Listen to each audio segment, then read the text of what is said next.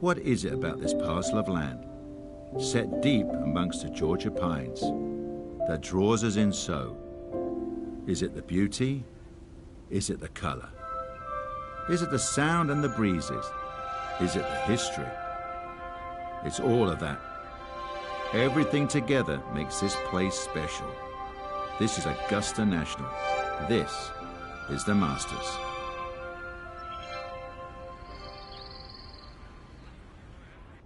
Now, earlier this morning, one of the Masters' cherished traditions, the honorary starters out there to get the tournament underway. Golf's preeminent global ambassador, Gary Player, a three-time Masters champion, got him started and finished with that classic leg kick. Jack Nicklaus, of course, six-time Masters tournament winner, synonymous with Augusta National. And Tom Watson, Masters champion in 1977 and 1981. I can tell you that all three, not surprisingly, knocked it in the fairway to the delight of the patrons assembled. It was then that the Masters tournament was officially declared underway. From the Augusta National Golf Club in Augusta, Georgia, EA Sports so proudly presents the Masters. Today, we begin this annual rite of spring amongst the blossoming azaleas and dogwoods, live opening round coverage of this tradition that is truly unlike any other. What might we have in store for us over the course of these next 4 days? We've got big names, we've got dark horses, we've got it all as we look at the leaderboard on this Thursday.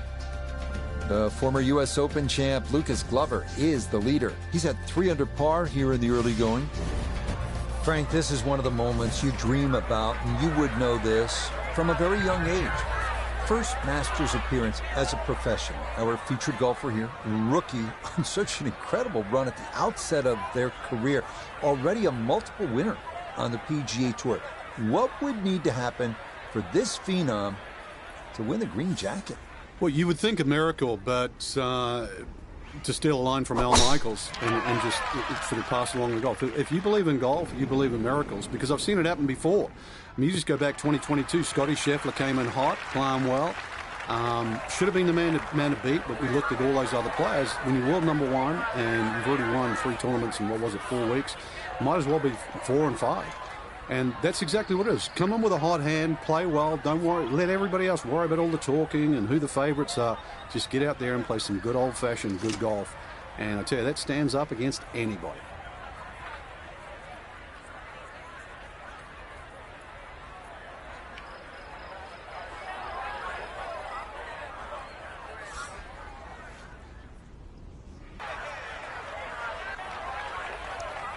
That one is really long, Frank. He miscalculated there.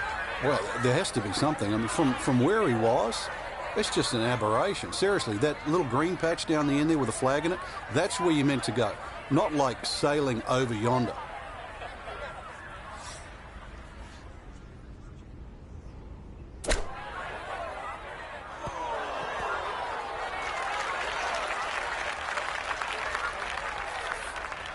And this will be a 5-foot putt here.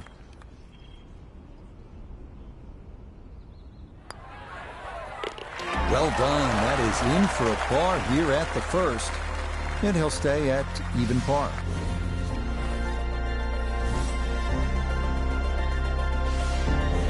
Moving on to the 575-yard par 5 second at Augusta National. One of 2 par 5s on this first 9. Reachable into for many in the field, but the green is protected by large, deep bunkers.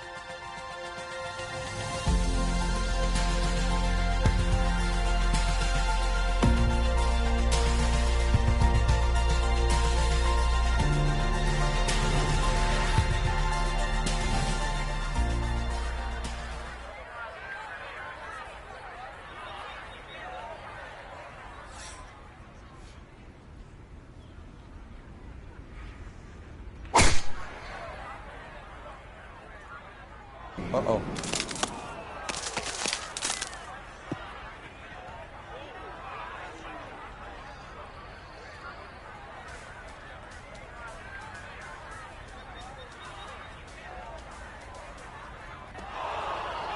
Yeah, that ball never on line. Comes into contact with the leaves and the branches and just nowhere for it to go except into the hazard.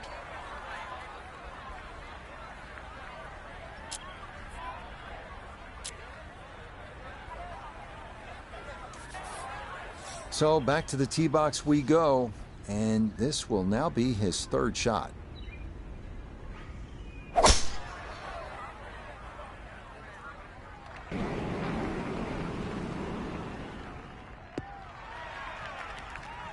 Yeah, much better there. No questioning whether this is inbounds. It is right there in the fairway.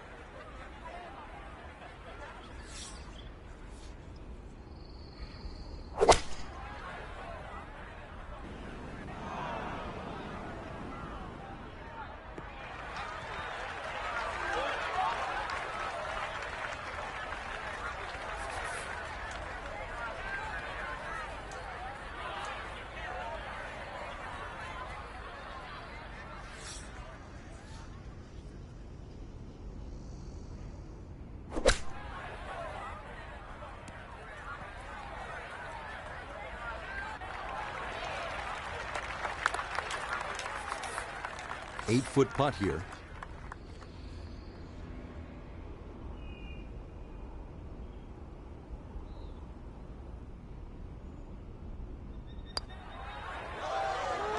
Yeah, that's a good putt, though it is for bogey here at the second.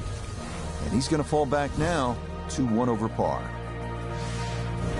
Onward now to the classic 350-yard par 4 third hole here at Augusta National. Best probably to hit short of the 4 fairway bunkers and then have a full shot into this green, which slopes right to left.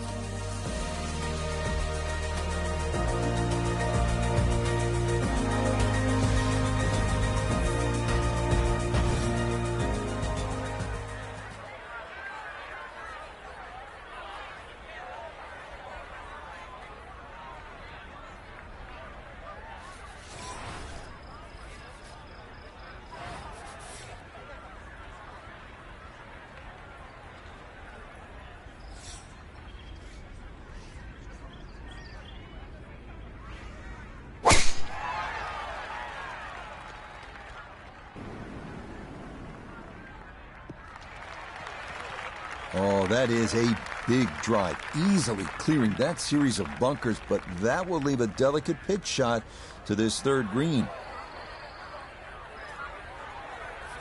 So a big drive, and not much needed to carry here for his second.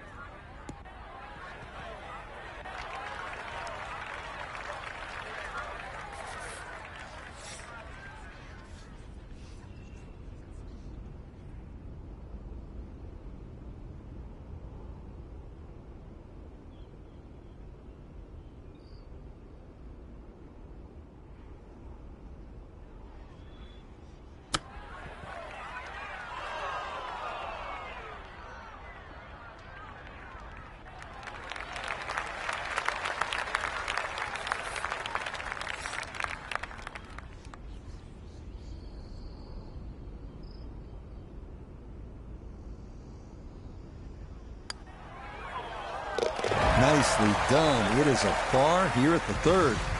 And he'll stay at 1 over. out of the fourth, an excellent par 3. This requires a solid, pure strike. You can't fake it on this hole, and you're happy to walk away with 3.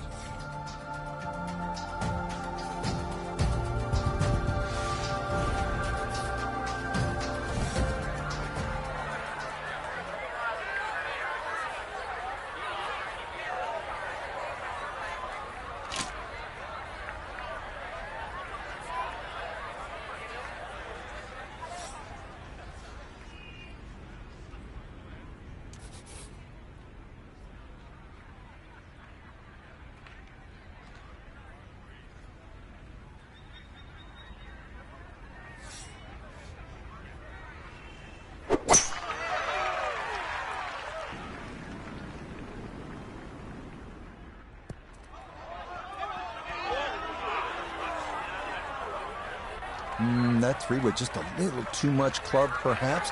That'll skip off the back of this 4th green.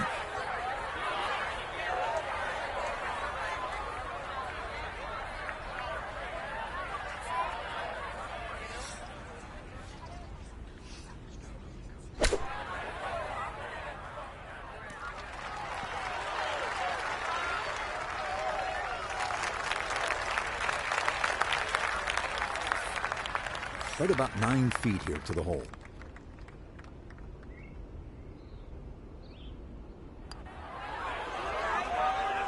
That's in. It is a good par here at number 4. And he'll stay right where he is. Inspired by the road hole at the old course at St. Andrews, the 495-yard par 4 fifth. This an excellent par 4, second longest at Augusta National. Uphill slightly and dogleg to the left.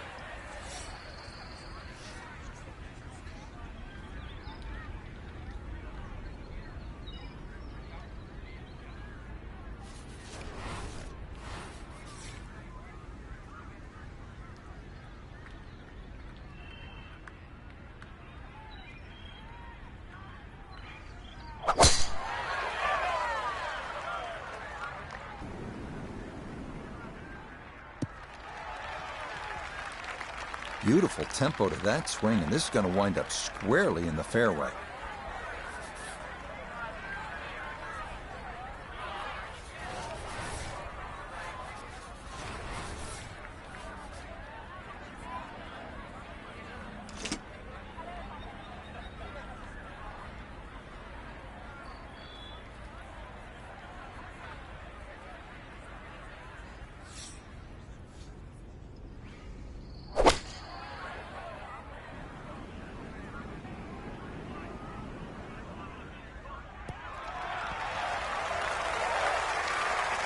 Outstanding strike right there, right off the center of the club face, and a good chance for birdie.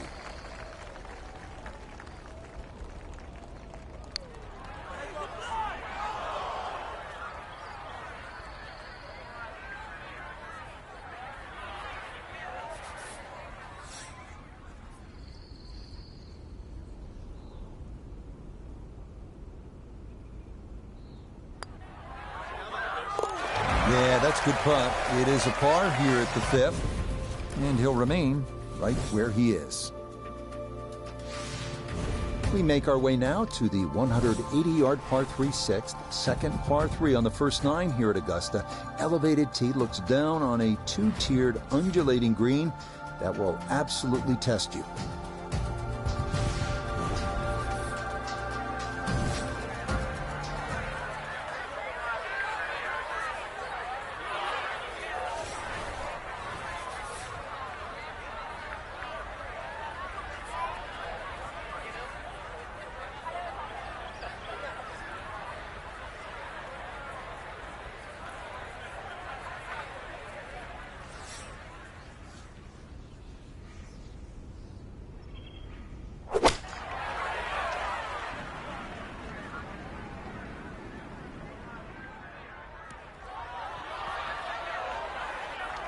And that one not on the green, but not in a terrible spot either. Sitting up in the short grass.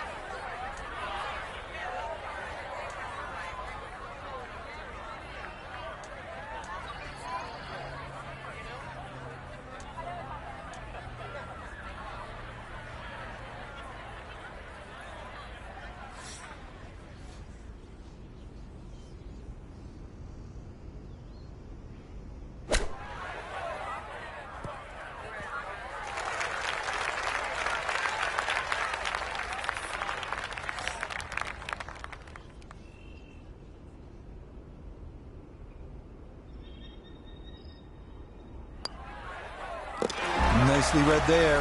It is a par here at the 6th, and he'll stay right where he is. On to hole number 7 now, a par 4 at 450 yards. It's one of the narrower holes on the course, so 5 bunkers completely surrounding a fairly small green.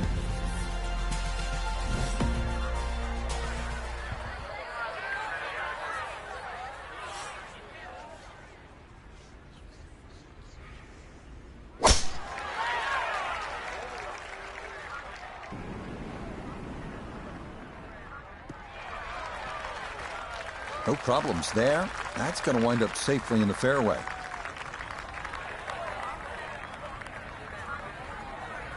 Second shot straight ahead, and we go to Iona Stephen. He's in a good spot. 135 yards left to the flag. The pin up front in the right-hand corner of the green.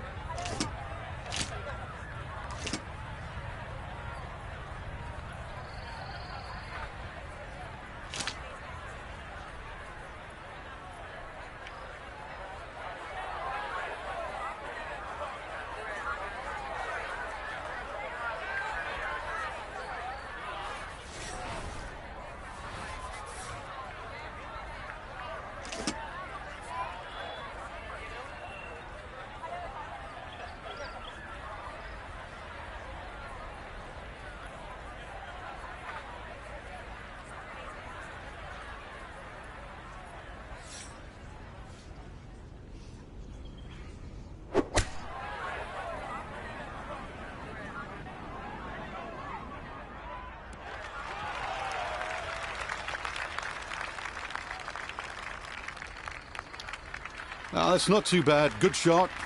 Inside 20 feet, I would imagine. So a good chance, really outside chance for birdie.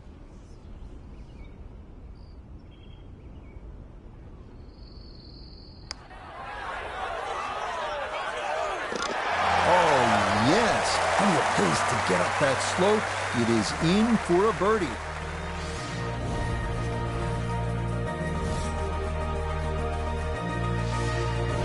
We move now to the 8th here at Augusta. This is an uphill 570-yard par 5. Avoid the fairway bunker off the tee, and reaching into is definitely a possibility.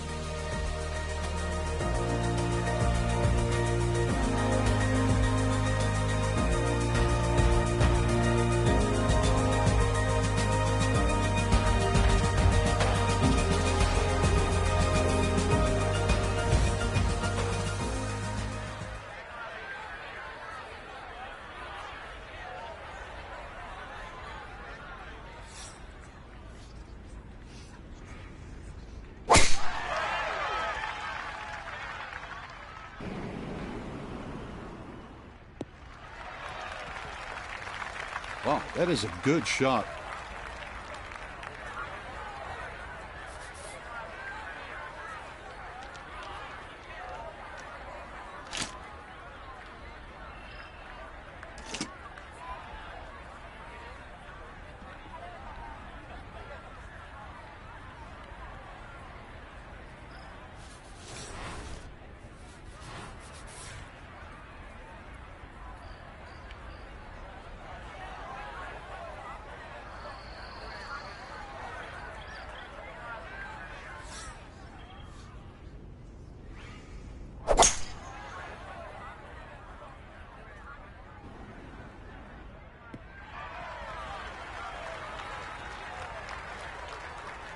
Well, just a good solid shot right there with that 3-wood, Frank.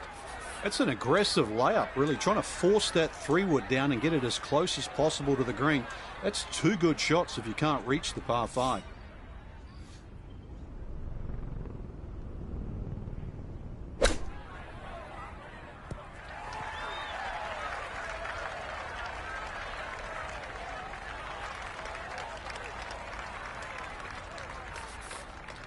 "12 feet still to go."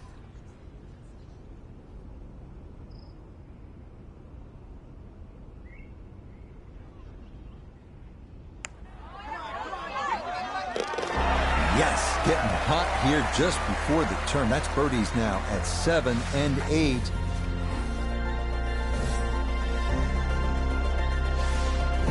Par 4 ninth is intriguing here at Augusta National. This is where you can see just how hilly the golf course is. It may not show up on television that way, but you can certainly feel it as you make your way up to this 9th green.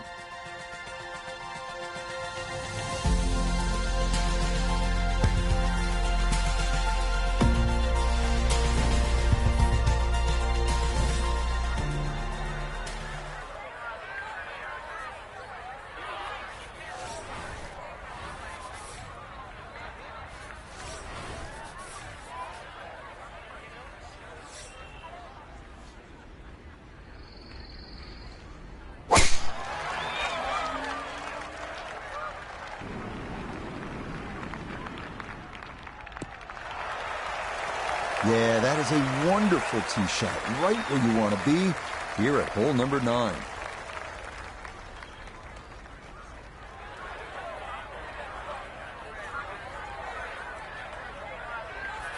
Down on the course, let's check in with Nota Begay III. 117 yards left to the hole. Pin is very accessible here, right in the center of the green.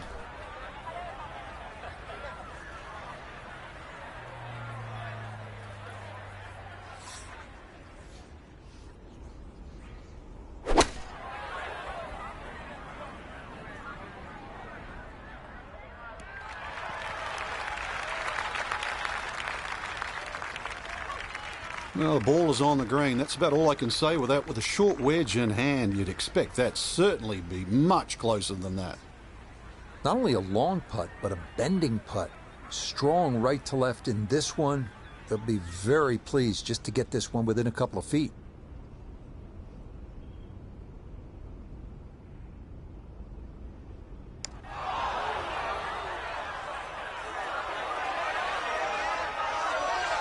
Oh, no. That is much too firm. And this ball's going to be along for the ride now. There it goes. Down the hill. All the way off the front of the green.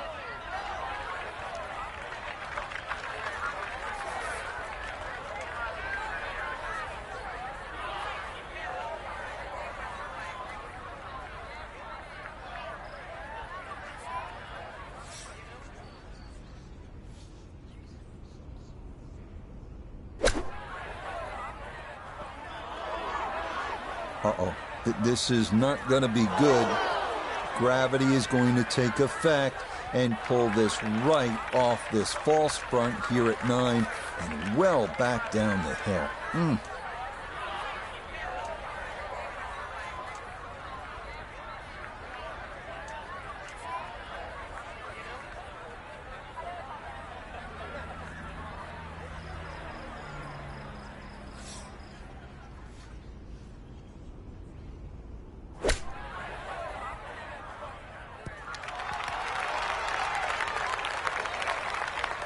Okay, that's acceptable there. 11 feet away.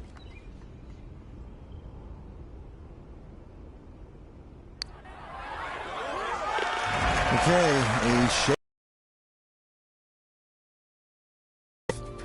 And he'll drop back to 1 over par. Start of the second 9 here at Augusta National is also the start of a difficult stretch. These 2 par 4s, 10 and 11, all you want, and then you get up to that challenging little par 3, 12.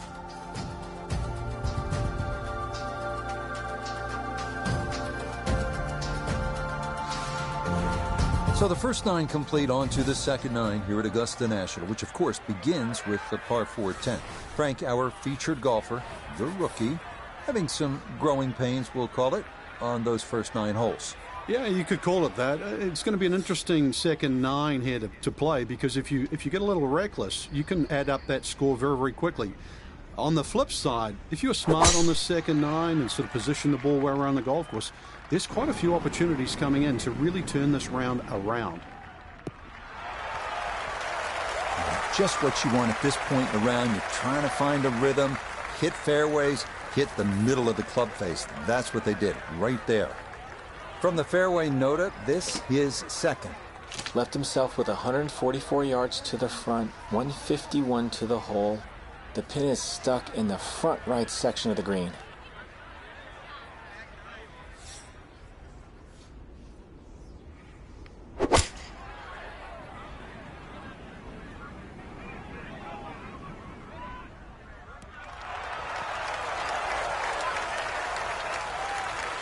That's a good shot, and more importantly too, a green in regulation, so birdie chance.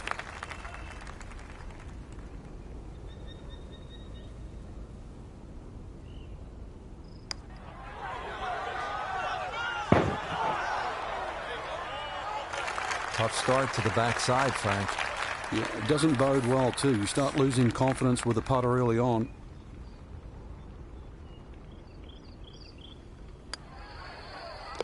Safely in.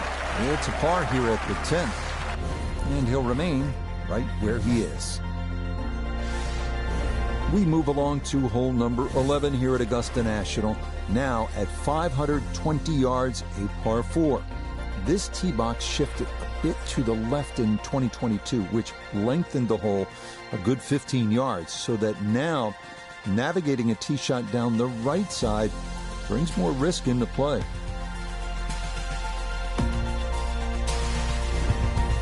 So here we go. Those first 10 holes were memorable enough in this first professional round at Augusta National. But now, here's where things really start to get interesting. Frank, you know it as well as anyone. This is where you call the Masters every year. After this tee shot, it is a first trip through Amen Corner. And right you are, Rich. A lot of people think Amen Corner is 11, 12, and 13, but it starts actually on the second shot into 11, and the tee shot at 13 is the finish of Amen Corner.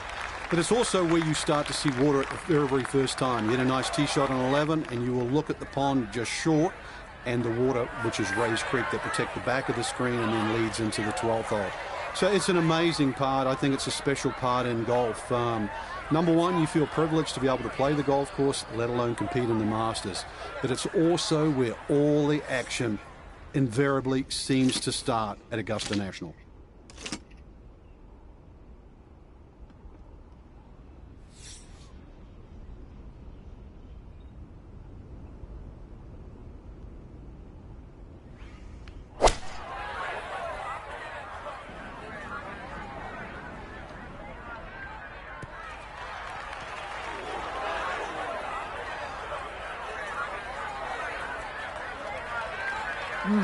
How good are these players? Lands it on the putting surface from a million miles away and still manages to hold the green.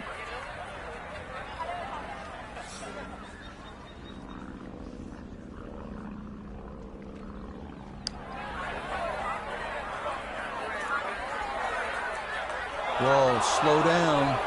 Oh, that's not what you're hoping for in a birdie putt. That'll go all the way off the green.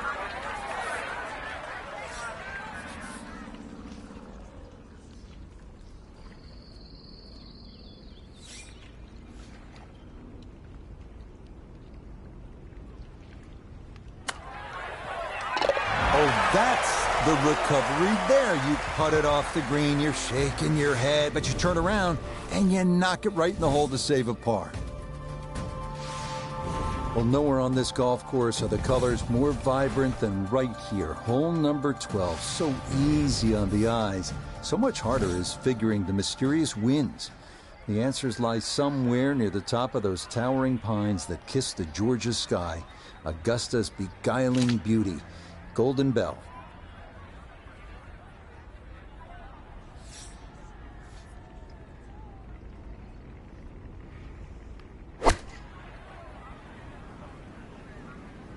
Oh, that's trouble. Ah, come on. Oh, this is a devilish little hole, and this ball is ticketed for Rays Creek. Okay, so now after the drop and the penalty stroke, this will become his third shot now at the par 3.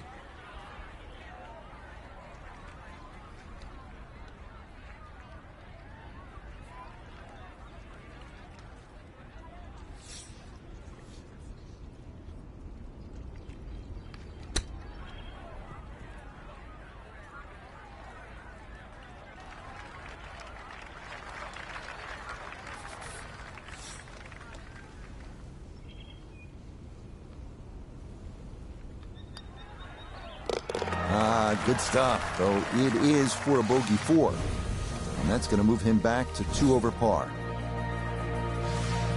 Hole number 13. This is regarded by most as the greatest par 5 in the world. Why? The risk-reward that's involved and all the history that's been written here at this wonderful hole.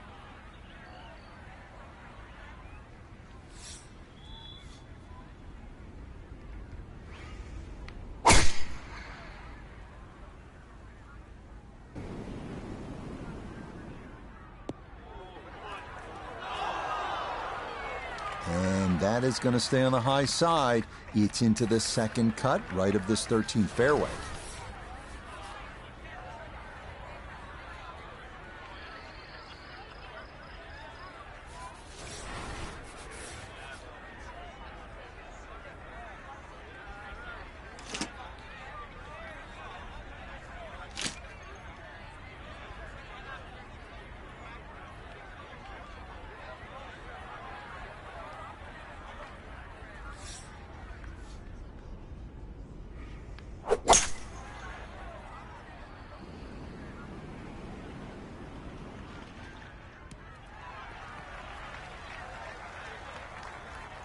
Well, had the distance right, just a little bit offline to the left. And a little bit left, too, with this third shot. From the fairway. Let's go to Noda. Well, the good news is the ball didn't find the creek on the approach. The bad news is you got to hit this bunker shot back down right toward Rays Creek.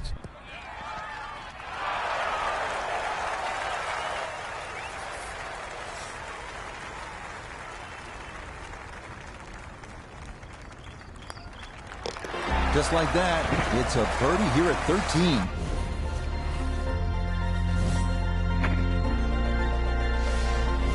On to the 440-yard par 4 14th, the only hole at Augusta National without a single bunker. The terraced green is the challenge here. This 14th hole at 440 yards is a good one. The real challenge here is the green. Two-time Masters champion Ben Crenshaw considered this to be one of the most difficult in golf.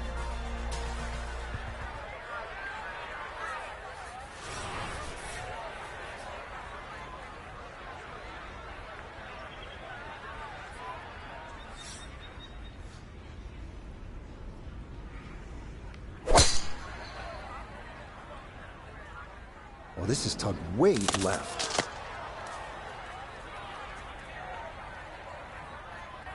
And that will come down into the second cut. Second shot coming up. Noda's down there. Looking at 148 to the hole, pin sitting on the right.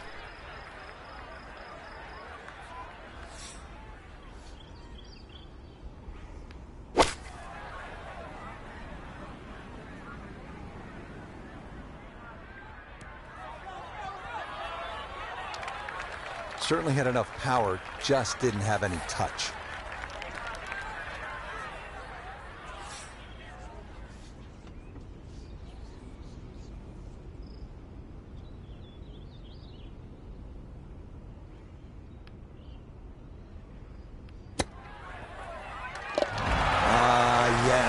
The touch, excellent there from behind the green, and that one goes down for an unlikely birdie.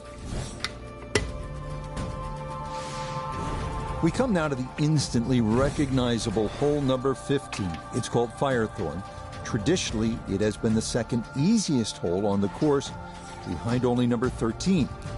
But it was lengthened in 2022 with an extra 20 yards added on, making that potential carry over the pond with a second shot that much tougher.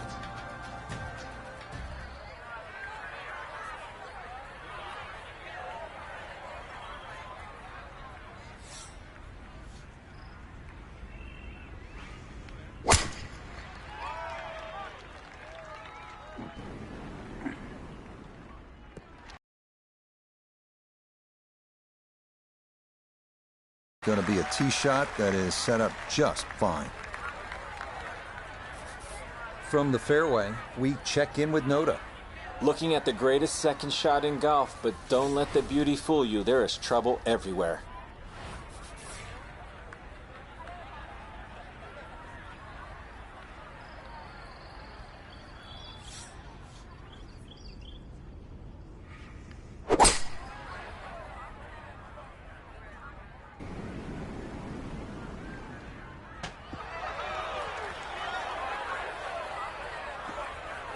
Had half the equation on that shot, the distance.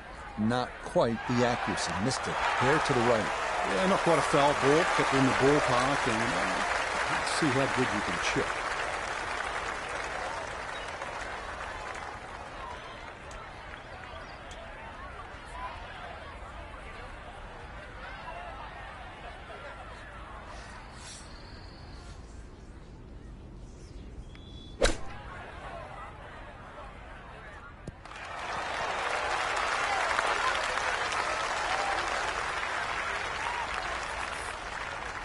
He has a 12-footer here.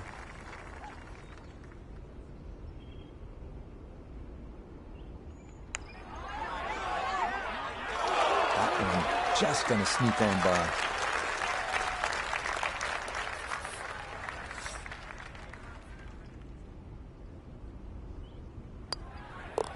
Okay, a solid par here at the 15th. And he'll stay at level par. We arrive now at the 170-yard par 3 16th, played entirely over water to a green flanked by 3 bunkers. Like every hole at Augusta, precision off the tee here is key. You can make a birdie. Well, you have to figure this to be another exciting moment for this young golfer. Frank, you stop to consider how many great moments have taken place here at hole number 16, this beautiful little par 3, and now here you are standing on that tee for the first time as a pro. Yeah, it's quite incredible, Rich. Not just the hole, but the opportunity too. That ridge that cuts through the green there. So we've seen many a shot look like it's 20, 30 feet, even perhaps wide or left of the flag, and then starts to take the contours, roll. Could it be a hole-in-one? Could it be like a Tiger Woods missing the green on the left and in your life? So 16, it's an opportunity. It's theater. It's Augusta.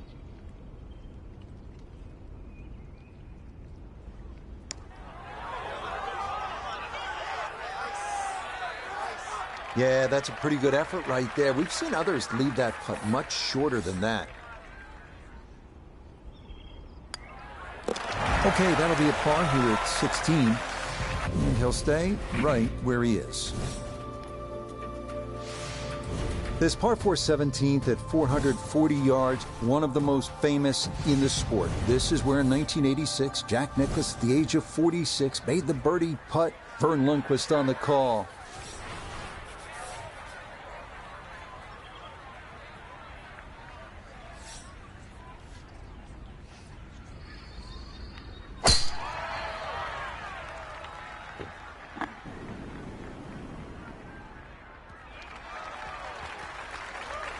That will do just fine. Now Noda, his second from the fairway. 150 left to the hole. Pin is on the front left part of the green.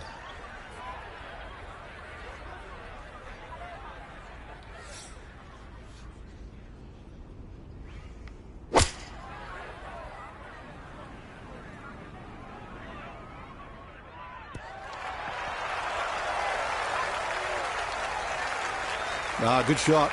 Safely on the green and a birdie chance.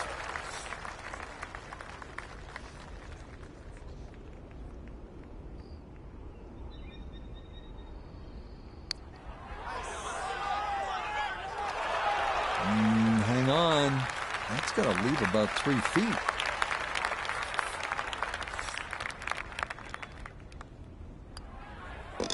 No problems there. That's a par here at 17. And he'll remain right where he is. We arrive now at one of the most famous finishing holes in golf. 465-yard par 4 18th at Augusta. Uphill, dogleg right, 2 bunkers at the left elbow of the fairway and 2 greenside bunkers protecting a 2-tiered green. Quite a sight. I'll head now to the 18th tee. What a whirlwind this first ever round as a professional at a major must have been. And to get her level par, Frank, that's a reasonably nice accomplishment so far. It is. Major championship for a start. We all know that. Major championship golf course in Augusta National. That's a given. That's for sure. 7,500 yards. 72. It's a good number around here. So now, up the hill, his second at 18.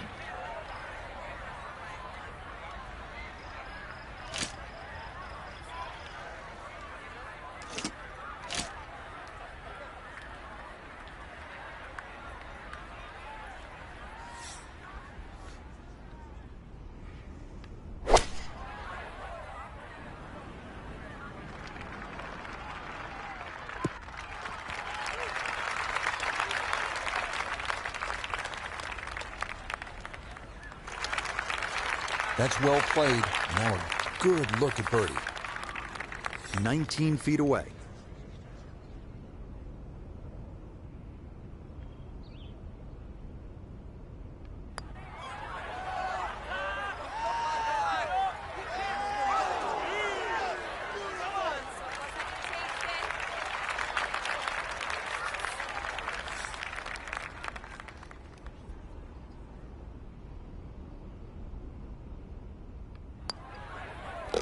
Okay, a good putt for his par here at the 18th green. And that will be an opening round of 72, even par.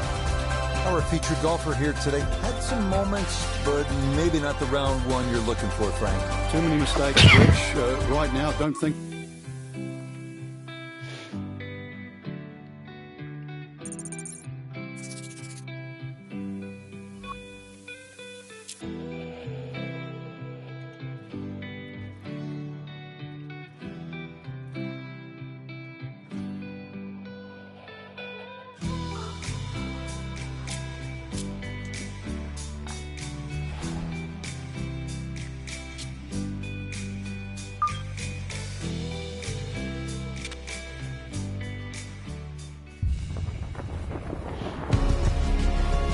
From the Augusta National Golf Club in Augusta, Georgia, EA Sports so proudly presents the Masters.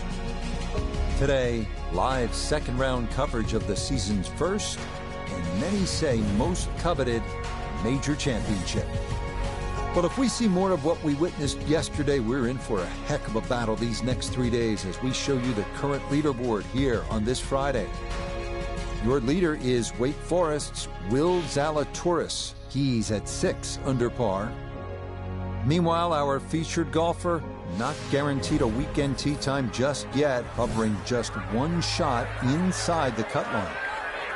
Round 2 here at the Masters, an important day in the life of this young golfer. Played reasonably well yesterday in that first ever professional round here. Now, the goal, you'd have to think, tighten a few things up, maybe putt just a little bit better, and you're going to be around for the weekend in a major championship.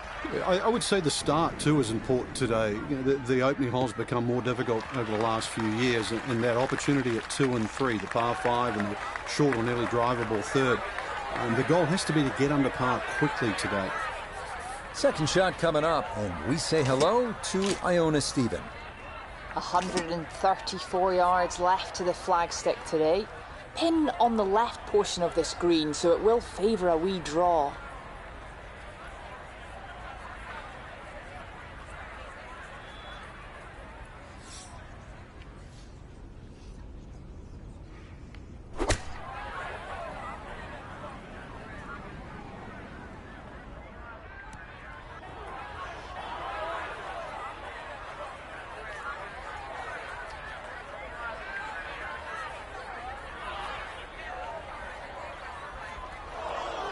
Oh man, it looked good initially, but rolled off the green and back into the fairway.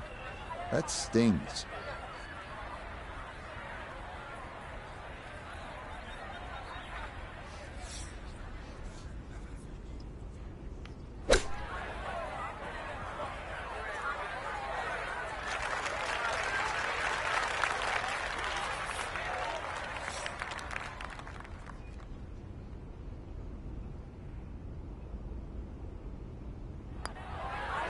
That's Come not what you on. want to see in the first hole. He's already thinking this better not be one of those days.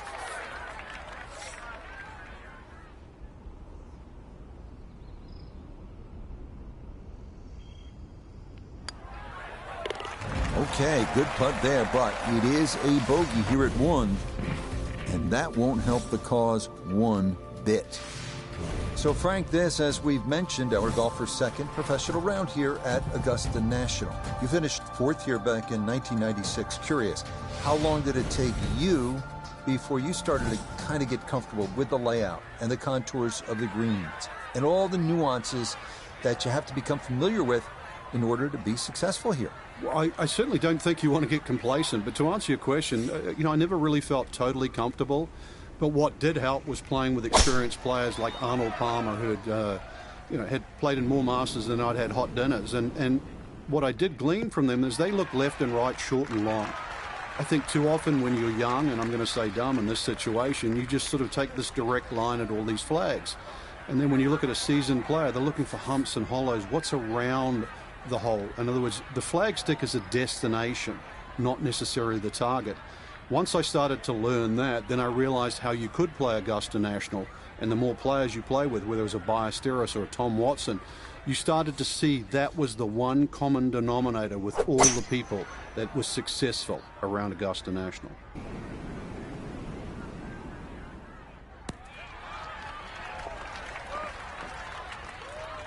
Really hit that second shot on the button to this par 5, but Frank couldn't get it to stop. Yeah, too good, too long, sadly.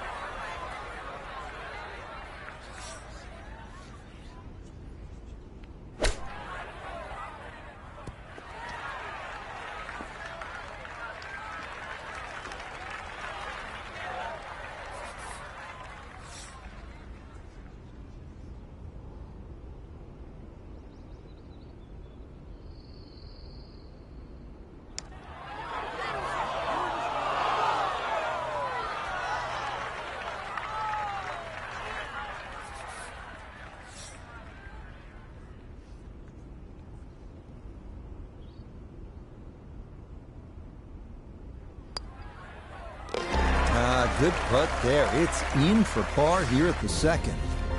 And he'll stay right where he is. Down to the short par 4 third, only 350 yards. I think one of the more underrated holes on this golf course. We know those 5 pars plus the 12th on that second 9 get so much attention, and rightly so. But this is a wonderful hole, strategic. You need some touch here.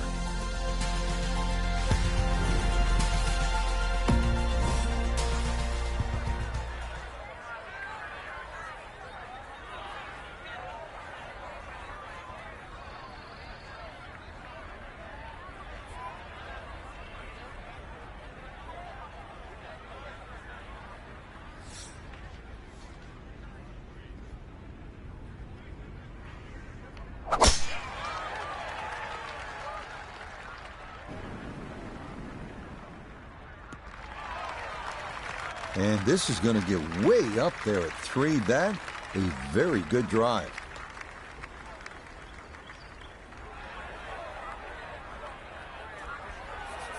So the great tee shot left him here. Now his second from relatively close range.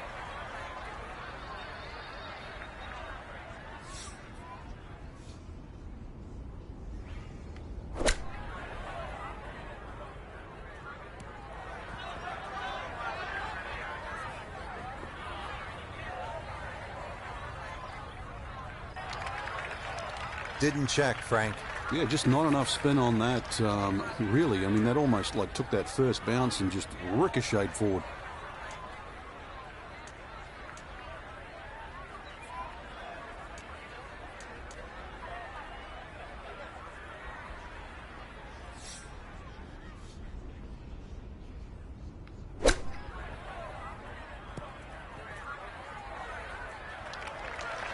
I think I'd be fairly pleased with that, Frank. What do you think? I certainly do. It was so good.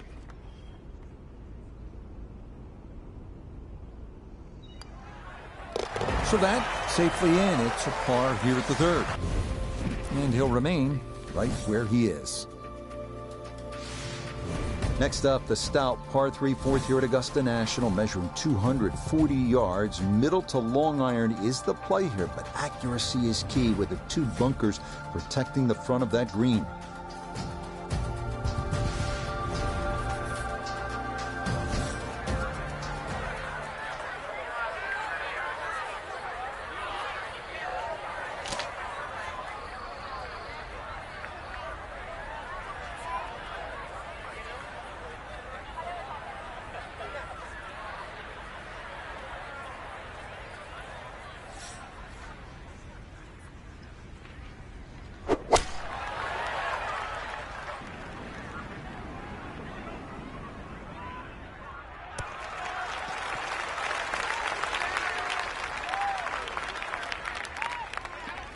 Okay, that one's dancing. We turn to Nota Begay III for this look at birdie. And this coming just slightly back up the hill, but the thing he's got to watch out for, it's definitely going to move to his right.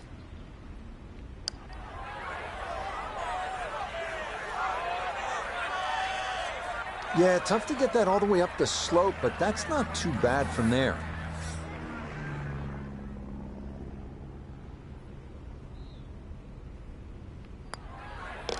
Okay, that one finished off. It's a par here at 4.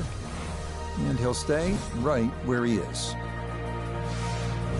We move now to hole number 5, Magnolia, a par 4 at a stout 495 yards. Avoiding the 2 deep bunkers left of the fairway is a must, but a sloped green full of little hollows makes getting an approach to birdie range no small feat.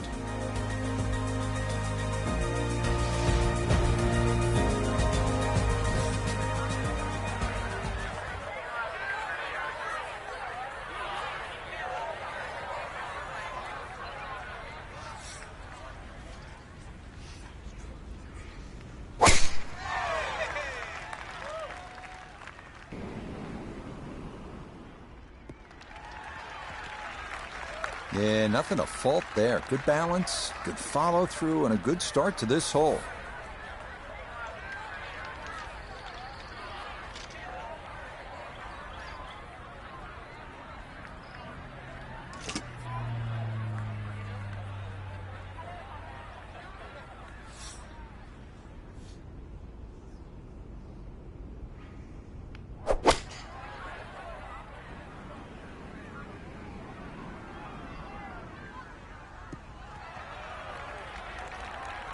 Well, had a good lie in the fairway, but couldn't do anything with it. That comes up woefully short.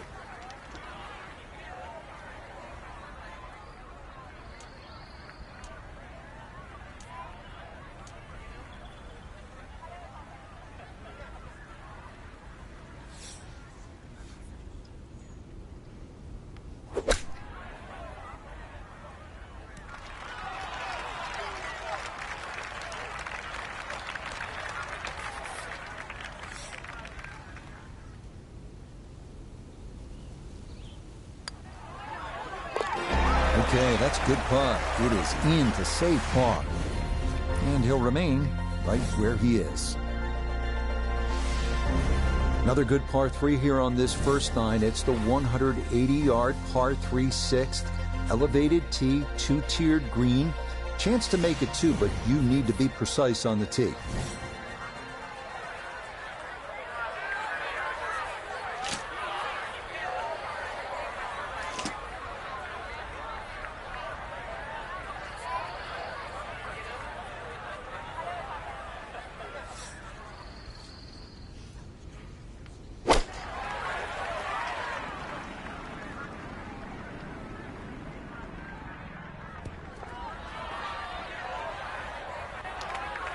And that one not on the green, but not in a terrible spot either.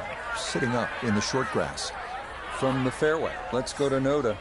A little deep with the tee shot, and now facing a very fast and treacherous approach shot. Could easily run away.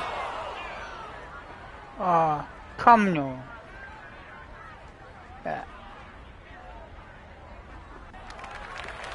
So that one, Frank, came out way too hot. Just goes to show what happens when you don't find these greens in regulation. Now, he's looking at 2 putts.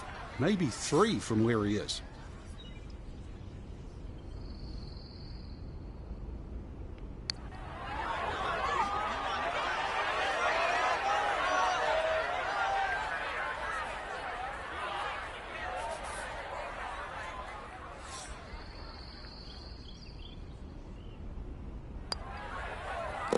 Yeah, that's well done, though it is for bogey here at the par 3, and that's going to drop him down the leaderboard just a bit.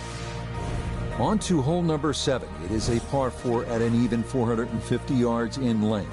Anything into the pine trees running the length of the fairway can oftentimes lead to a bogey or worse, with the 3 front bunkers preventing any thoughts of running one up to the green.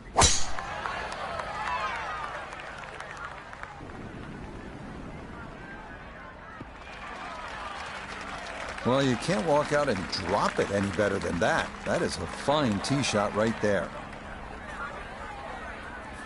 From the fairway nota, this is second. Looking at 153 to the hole, pin sitting back right.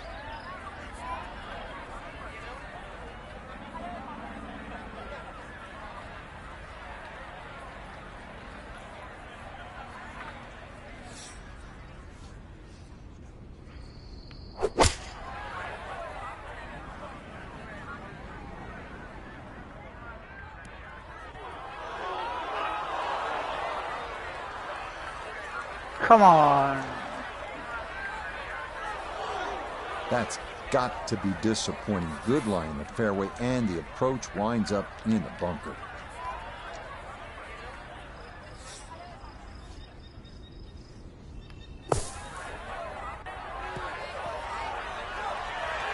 Okay, pretty big swing necessary there, and that's not all that bad from that far away.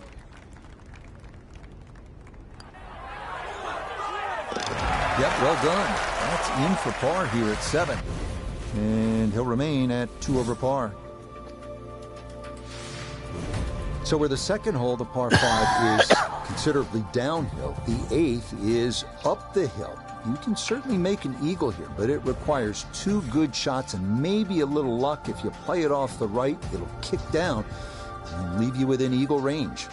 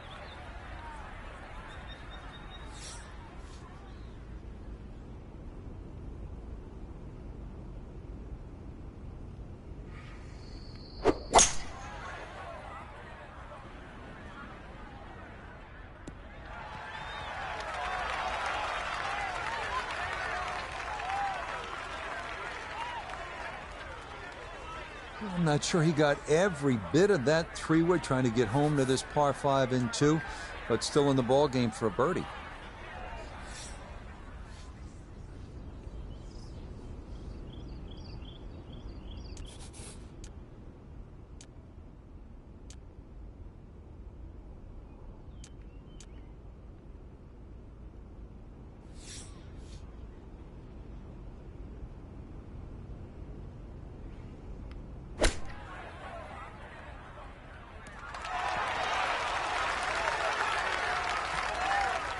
That's a solid shot here into the 8th hole, and a good chance now for another birdie.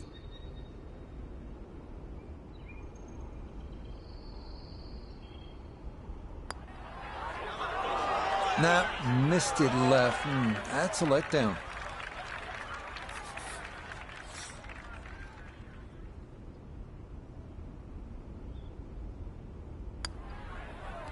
Okay, good roll there. It is a par here at the 8th.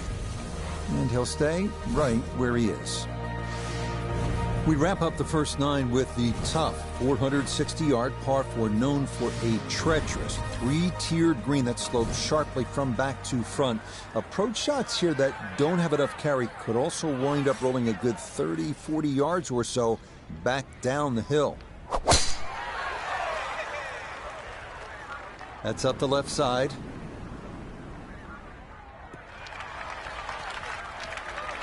This is going to be a beautiful drive down the hill into the big clearing, and it'll set up a good look at this 9th green.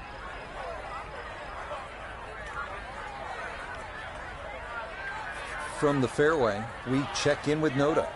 Well, from this section of the fairway, you have an opportunity to get the ball close to the back third of this green. It's going to require some good calculations on yardage and proper execution to get the ball to sit on the right plateau.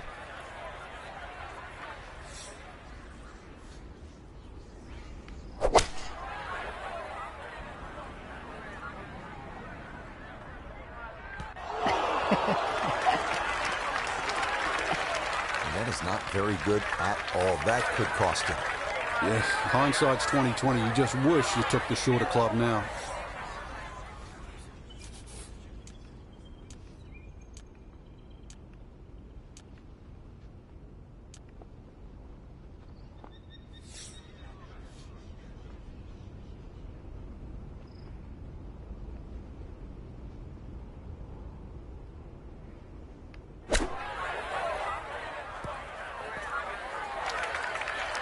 I think I'd be fairly pleased with that, Frank. What do you think? I certainly do. It was so good. Okay, that's in for his par here at the 9th. And that will be a 2-over score of 38 on this first 9 at Augusta National. Second 9 begins with a downhill 495-yard par 4 featuring a 60-yard long center bunker short of the green. The first hole until 1935, number 10 traditionally plays harder than any other hole here at Augusta National.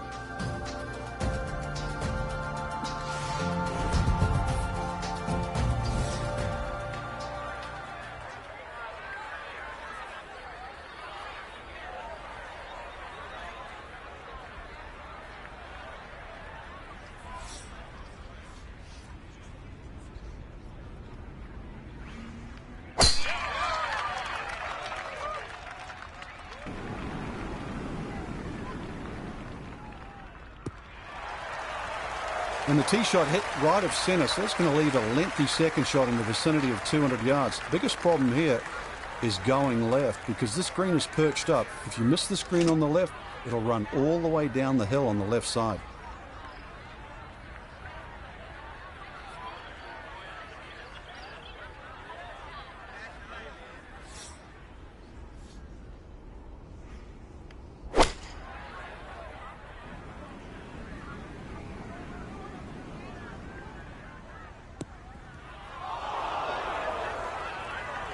So it finds the bunker on the right of this green. Now the problem starts because everything slopes away from the bunker.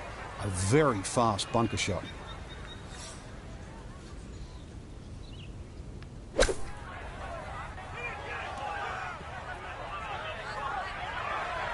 Okay, safely on the putting surface out of the sand. Would have maybe liked to run that up a little further, but that's not the worst shot in the world.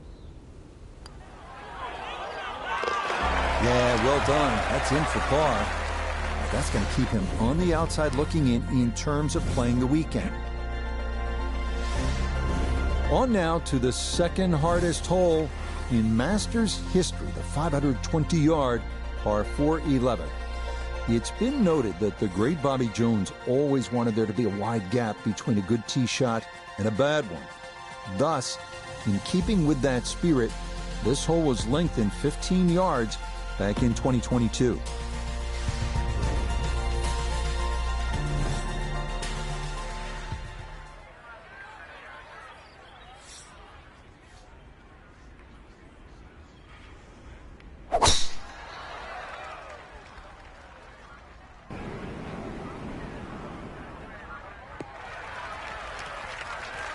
No issues here. That is into the fairway.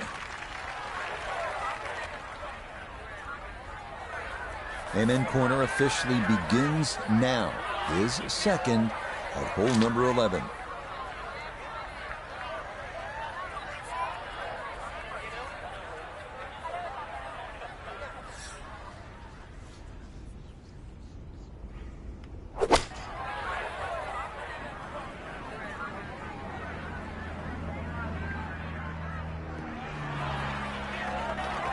That's going to come up short, but fortunately it will stay out of the pond left.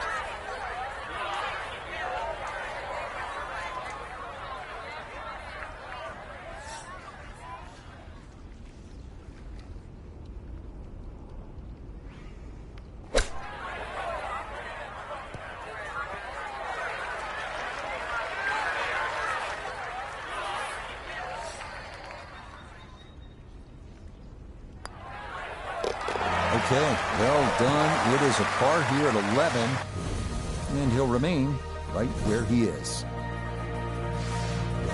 Welcome to the 155-yard par 3 12. Maybe the most famous par 3 in the world. Hogan's Bridge, Rays Creek. You're familiar with all the names. A bunker in front of the green and two behind. Club selection and trying best as you can to gauge the wind, absolutely critical.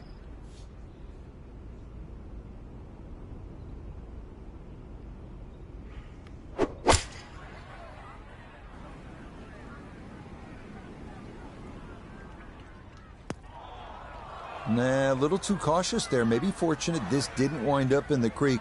Instead, it is in the bunker short of this 12th hole.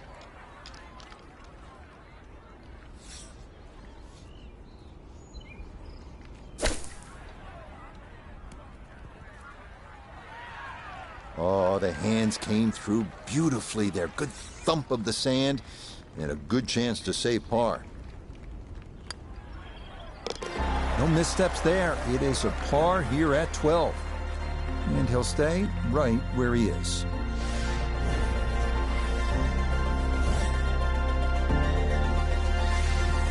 Hole number 13, this is where you want to turn it over off the tee, then turn it on, turn the tide, make eagle, make the move, make some noise. One hole and 1,000 stories, heroic ones, sad ones. Today, maybe a new one.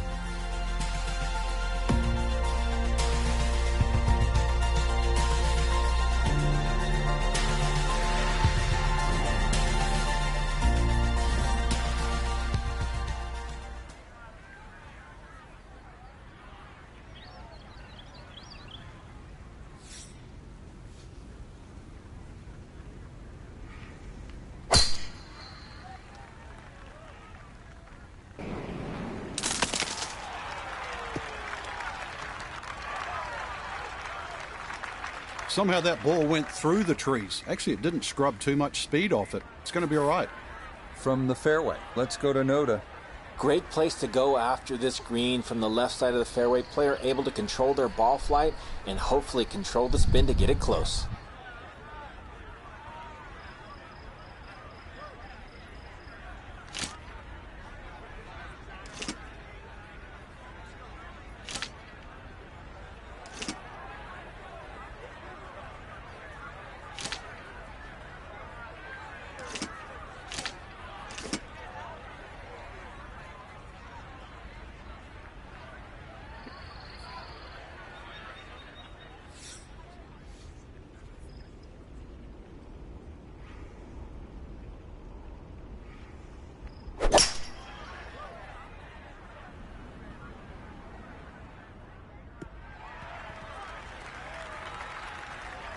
Had half the equation on that shot. The distance, not quite the accuracy. Missed it. Hair to the right. Yeah, not quite a foul ball. Kept it in the ballpark, and, well, let's see how good you can chip.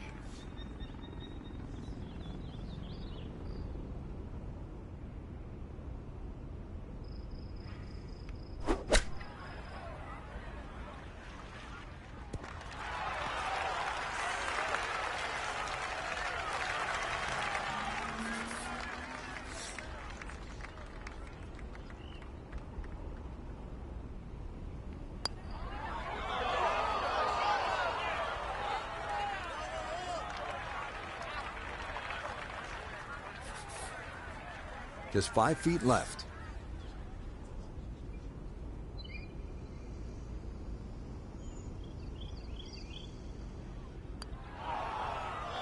That slides come by to the right. on. Just never had that on target.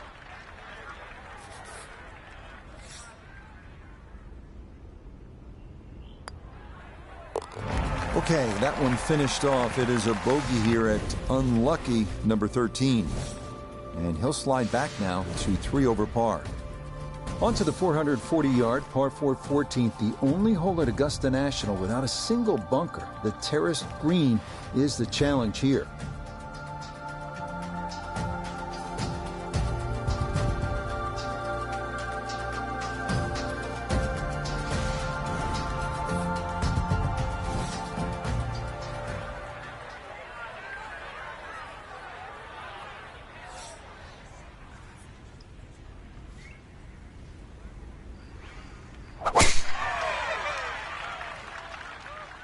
That's up in the wind, maybe drifting a little left.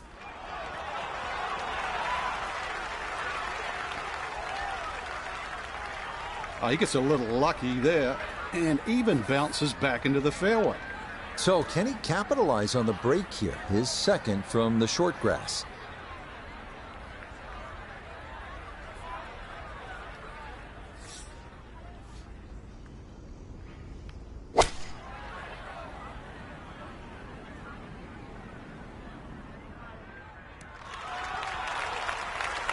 Well, not super close, but safely on the green. This for birdie now at 14. And these are the putts he hasn't been able to do much with all day. This doesn't have a whole lot of movement to it, and he could surely use it.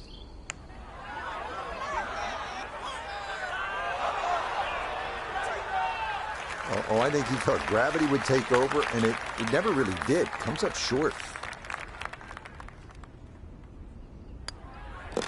No issues there. It is a par here at 14. He's going to need to come up with a few birdies in short order if he wants to play the weekend. On to the final par 5 on this second 9, the now 550-yard 15th. This historically has played well under par, but renovations in 2022 added an extra 20 yards to the hole. Well-placed tee shots to the right side of the fairway create a big advantage, but the risk of running into the pine straw or facing a side hill lie has also been increased.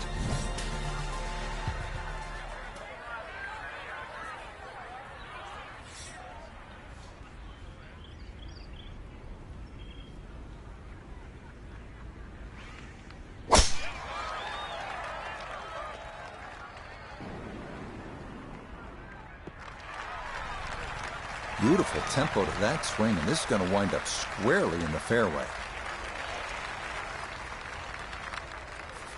From the fairway, we check in with Noda. Looking at the greatest second shot in golf, but don't let the beauty fool you. There is trouble everywhere.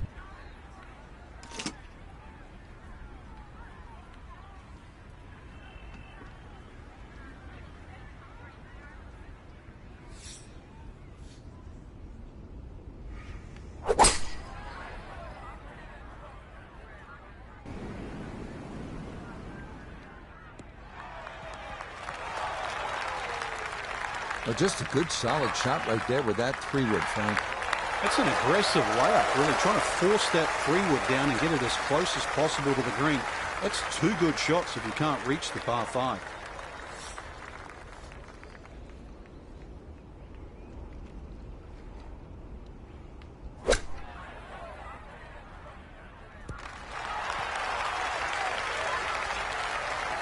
Just a case of a hole suiting the player's eye. Made the birdie yesterday, and he has a good chance to make another one today. Ah, yes, never in doubt. It's a birdie here at 15. And that's a step in the right direction, but he is not through to the weekend yet, as he is currently right on the cut line. Par 3 16th here at Augusta National, and so many of the most indelible moments in the history of the sport happen right here at this short par 3.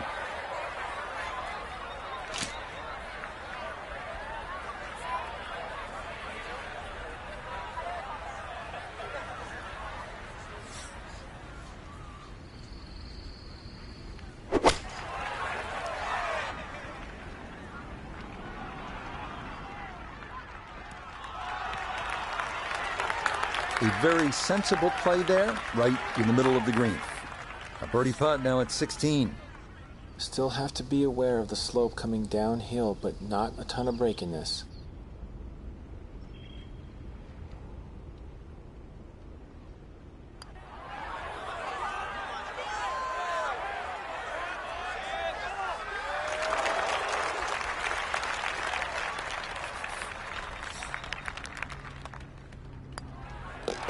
Okay, that one finished off for a par. But that means he's likely going to need a birdie at either 17 or 18 if he wants to stick around for the weekend. Next up, the uphill par 4 17th, measuring 440 yards. The Eisenhower tree, you may remember, was removed in 2014 after being damaged in an ice storm, but challenges remain, especially the green, which seems to slope off in just about every direction.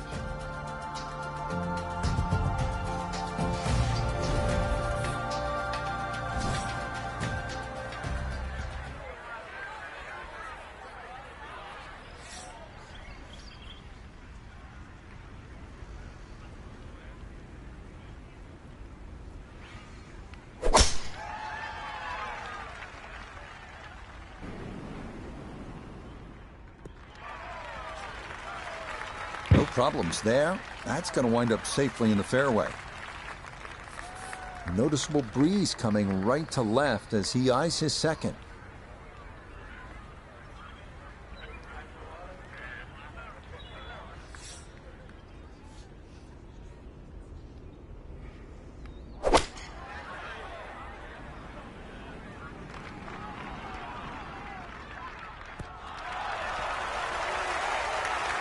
That's a good shot, and more importantly, too, a green in regulation, so birdie chance. 12 feet still to go.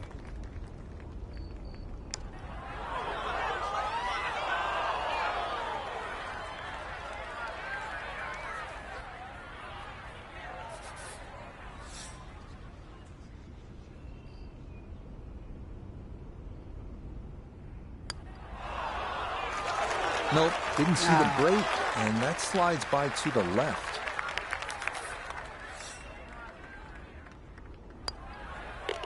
That one finished off for bogey here at 17, and that won't help the cause one bit.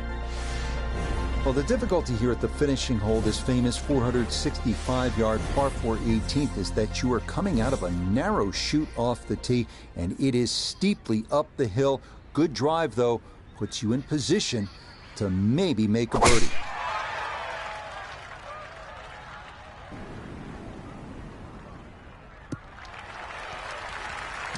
That a beautiful tee shot through the chute here at 18, and that is going to be ideal. So a breeze at his back as he readies his second to the par 4.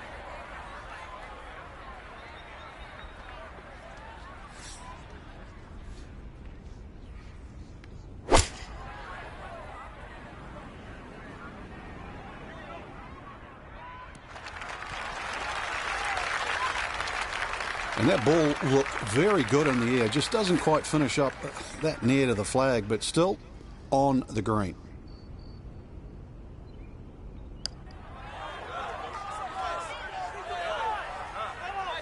Ooh, good speed there. That'll leave just a couple of feet.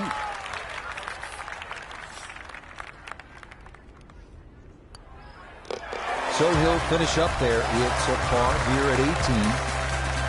This is going to be a second round score of 75. So this is always a disappointment. Our featured golfer, the rookie, not going to play the weekend here at this major championship.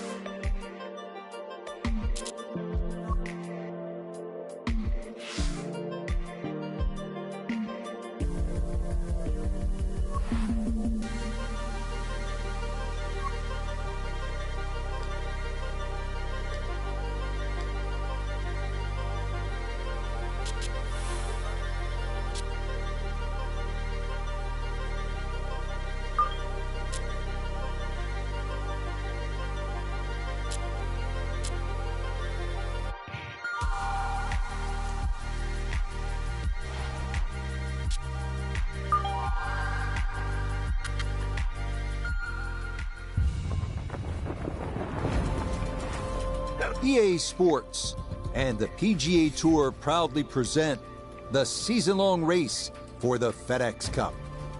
Today from the famed Harbortown Golf Links in South Carolina, it's opening round coverage of the RBC Heritage. This is going to be a compelling 4 days of golf. A lot of storylines to follow as we move through the weekend, and we take a look at the leaderboard here in round one. Sam Burns is on top. He's off to a good start at 6 under. Meanwhile, our featured golfer will begin already 6 shots off the pace. Frank, great to be back here at the RBC Heritage in this wonderful golf course. This tournament's been played the week after the Masters since 1983, and for our featured golfer here, unable to add the green jacket to the closet, but they come into this one with a chance to earn that spiffy red plaid jacket given to the winner here this week. I don't know about spiffy, but going along with that trophy on 18, well, certainly that would be well received. But, you know, Augusta last week with those wide open fairways, this is totally different. This is a straight hitter's paradise here at Hilton Head. So maybe it's a better fit.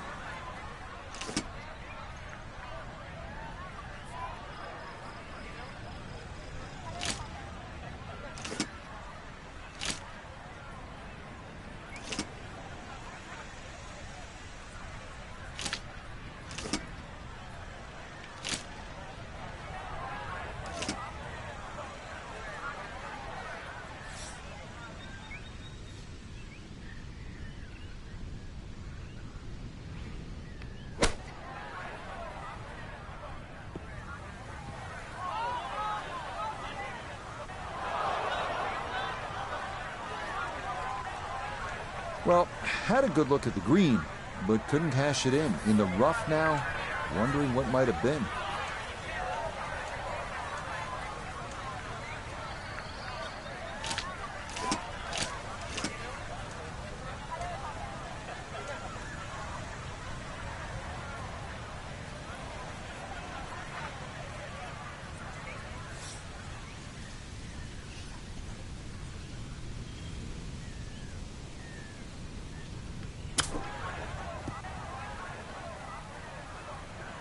Woo, Nelly. Whizzes past the hole. A difficult putt coming now. 21-foot putt set to go.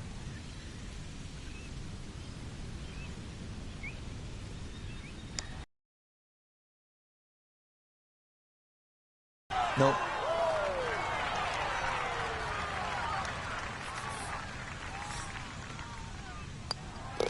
All right, that's in for a bogey here to start.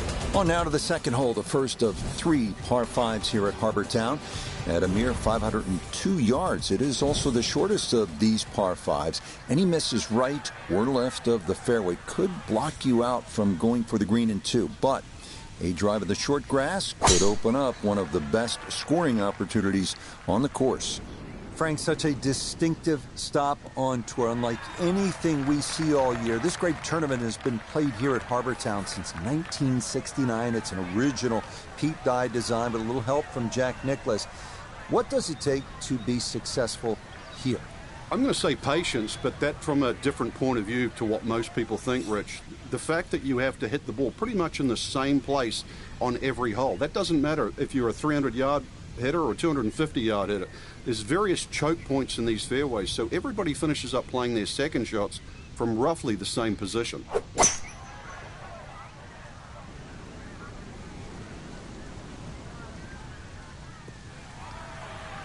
That's what he wanted to do. After the tee shot, puts himself in really good position here on the par 5.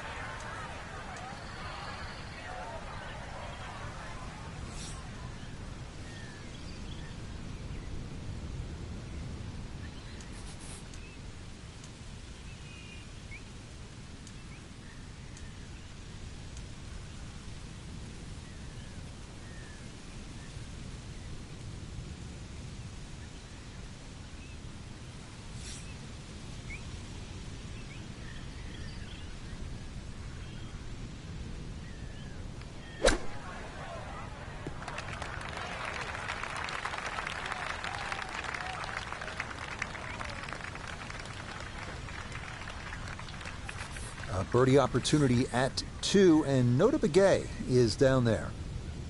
And this has a pretty clear right to left break to it.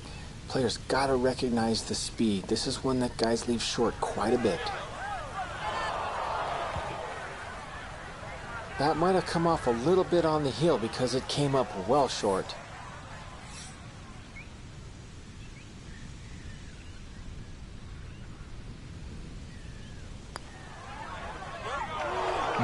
Didn't trust the read. Come on. That's going to cost him.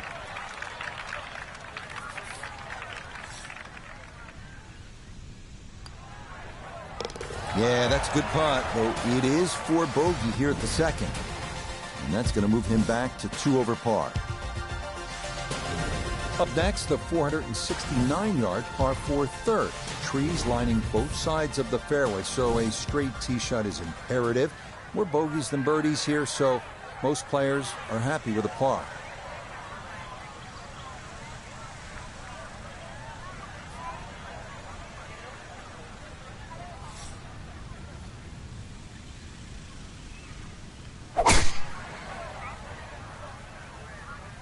That one flirting with the left edge of the fairway. 3 holes in, and this is very much a struggle. Another one finds the rough. So from off the fairway, his second now at 3.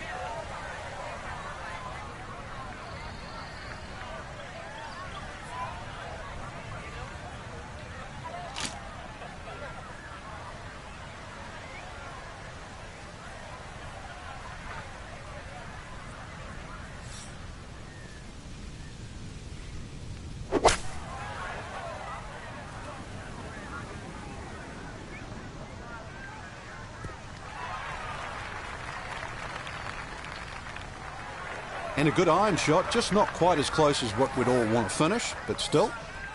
So now this, right around 25 feet for birdie.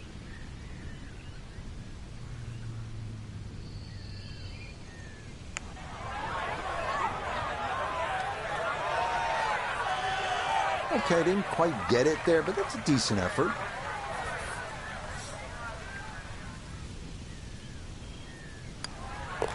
He'll finish that one off with no problem. It's in for par, and he'll remain right where he is. This is vintage Pete Dye, isn't it? Risk and reward, 200-yard par 3 fourth. Obviously, you need to carry that water hazard running the entire length of this hole. You're going to miss. You miss right. You don't want to miss it short or long, that's for sure. That's where the Gators are waiting for some golf balls.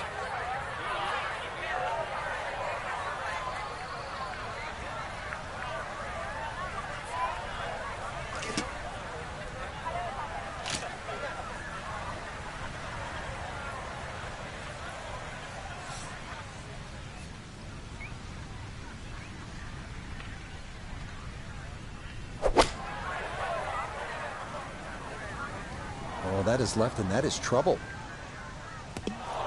Yeah, not sure if that was a mishit or just a miscalculation, but that comes up well short and is into the hazard. Okay, so the drop made, and this will become his third at the par 3.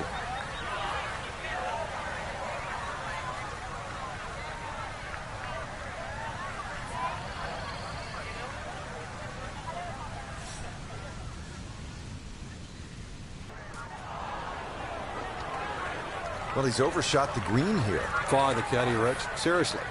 At any other club other than that one.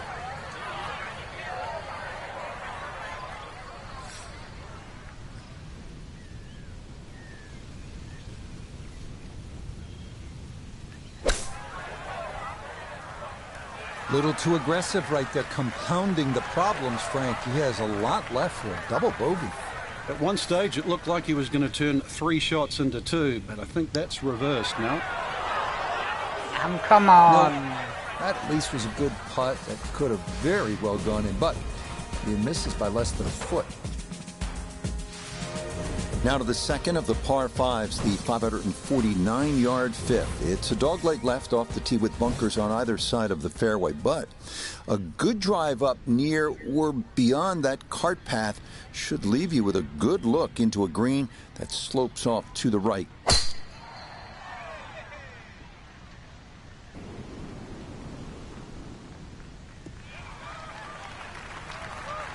just what you want at this point in the round. You're trying to find a rhythm, hit fairways, hit the middle of the club face. That's what they did right there.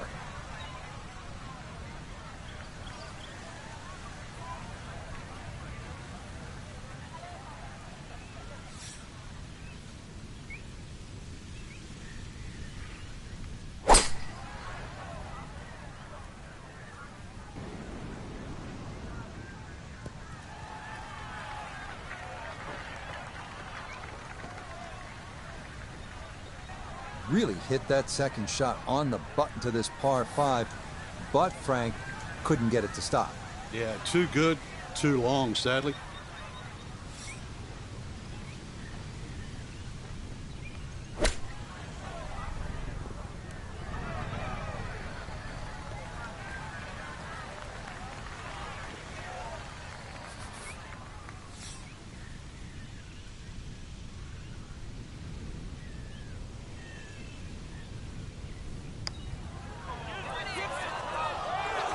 Pretty good read there. Definitely good speed, and it just skips a foot or so by. That one finished off. It is a par here at 5, and he's going to stay at plus 5. Bad. Onward now to the 419-yard par 4-6. Dog leg right. Best to aim the tee shot to the left of the fairway bunker on the right. Land there, and the green is very accessible, and a birdie might be in the offing.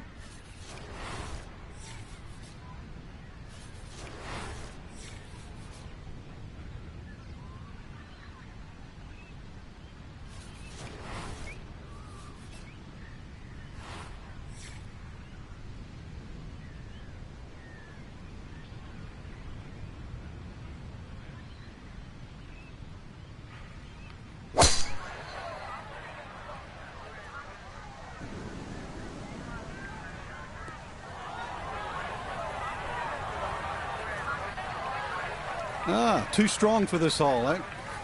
Ran out of fairway and into the rough. Big hit, though.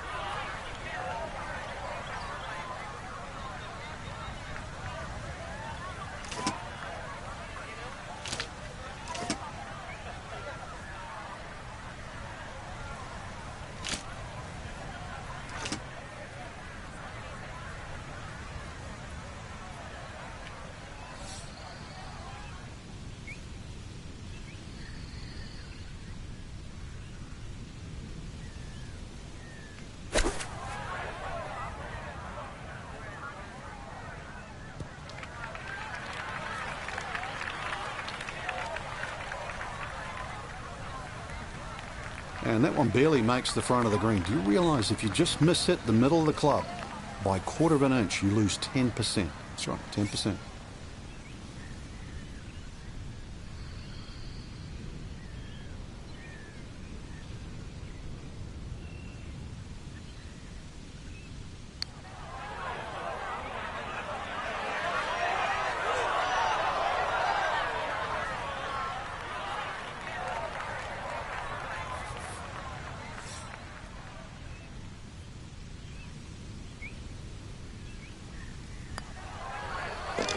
Nicely read there. It is a par here at the 6th, and he'll stay right where he is. On to the 7th at 195 yards. This one of the tougher par 3s on the course. The water shouldn't be a big issue. More pressing, those two giant trees that serve like sentries at the front of the green. Any ball that gets hung up in there could very likely come down in that bunker that encircles about 90% of the green.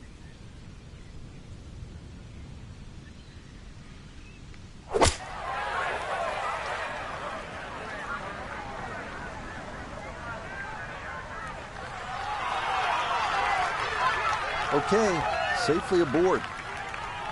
Look here at birdie. And this is a putt pros practice for hours, slightly uphill and dead straight.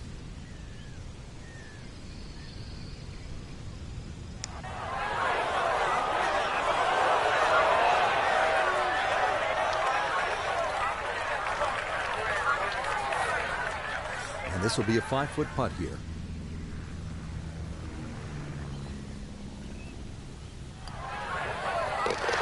Nicely done as he rolls that in for his par. And he'll remain right where he is.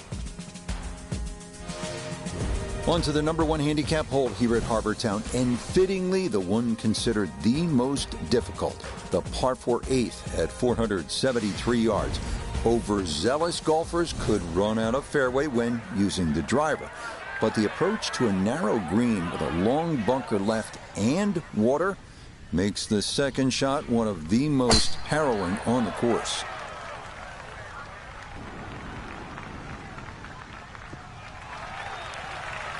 Yeah, that's a nice swing, and the result is going to be a tee shot that is set up just fine. Second shot now, and has to be careful because that breeze can be tricky at his back. You don't want to overclub.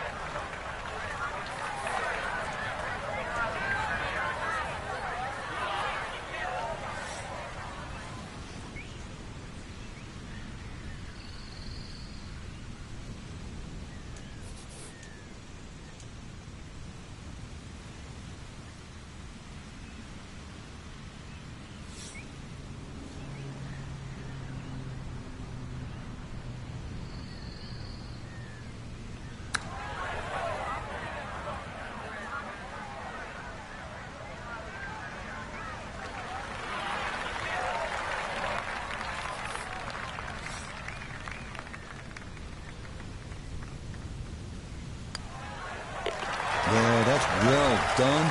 He's able to save his par, and he'll stay right where he is. We wrap up the front 9 here at Harbour Town with the 332-yard par 4 9. What this hole lacks in distance, it makes up for by forcing golfers to be strategic off the tee. A large bunker prevents tee shots from running on, so best to lay up short and take a wedge into this boomerang-shaped green.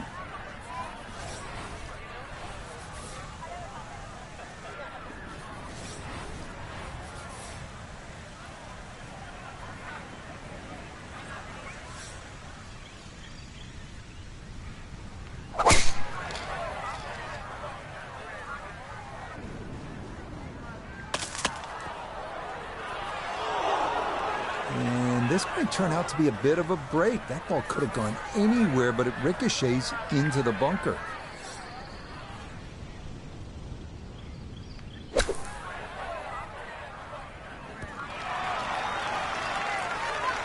All right, not exactly what you're hoping for, but safely on the putting surface with birdie still in play.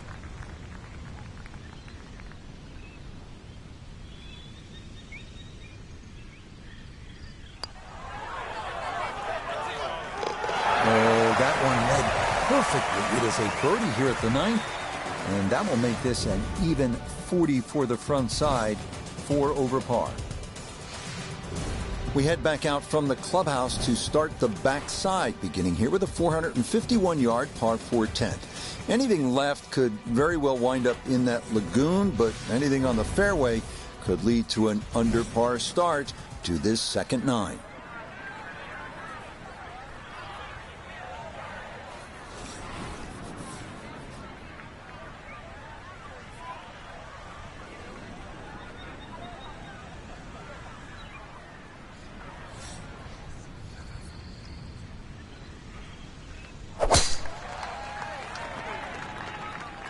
This is turning a little to his left.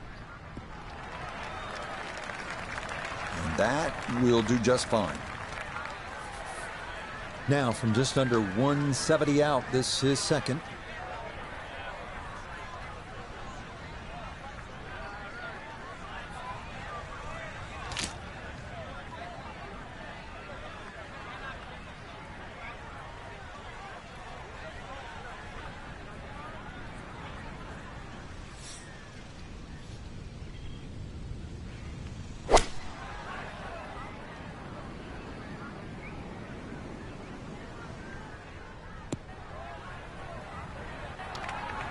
Mishit, wrong club. What happened there, Frank? All the above, maybe. It's a little bit of a head scratcher. Wasn't that hard a shot.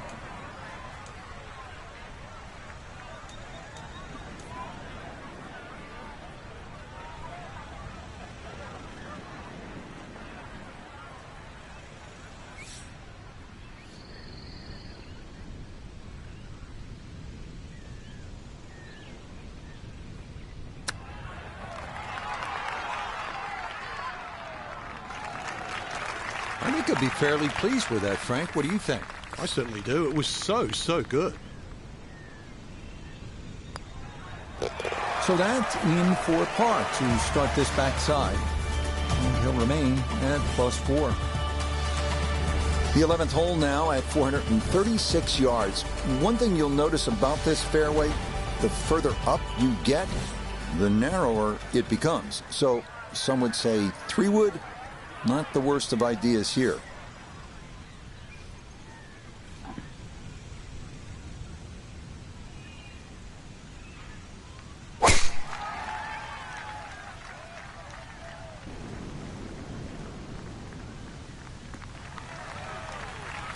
Yep, that's good. He'll be factoring in this breeze in his face as he sets for a second.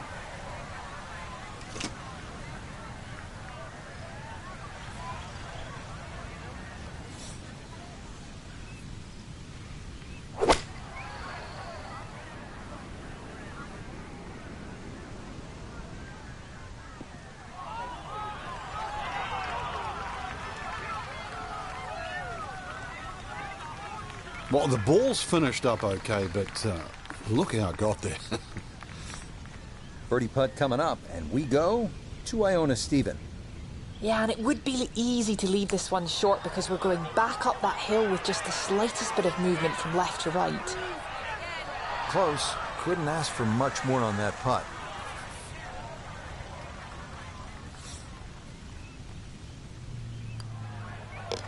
So that brushed into a par here at 11, and he'll remain right where he is. The 12th hole at 430 yards is one of the rare dogleg rights on this course. If you can steer your ball into the fairway off the tee, you'll be left with a very manageable approach to a green flanked by bunkers both left and right.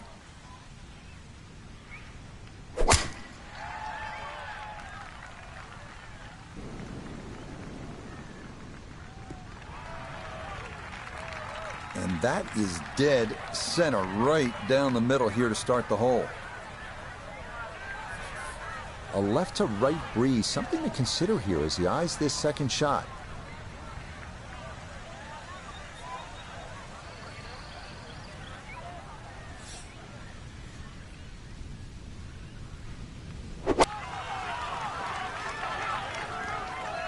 That's not too bad. Good shot. Inside 20 feet, I would imagine. So a good chance, really outside chance for birdie.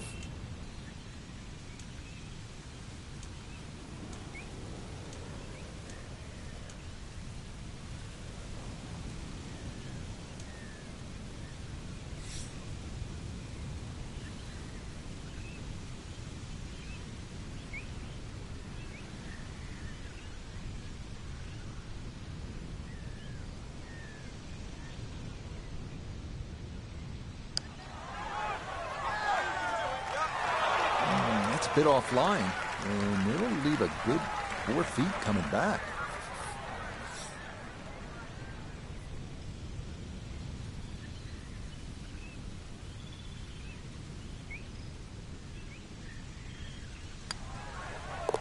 Okay, that's good putt. It is in to save par, and he'll stay right where he is. So many visually arresting holes here at Harbortown. This might be the best of the bunch. The 373-yard par 4 13th.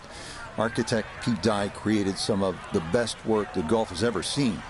But credit the design on this hole, as well as the 17th at TPC Sawgrass, to his wife, Alice, who drew up this design, how's this, on a napkin.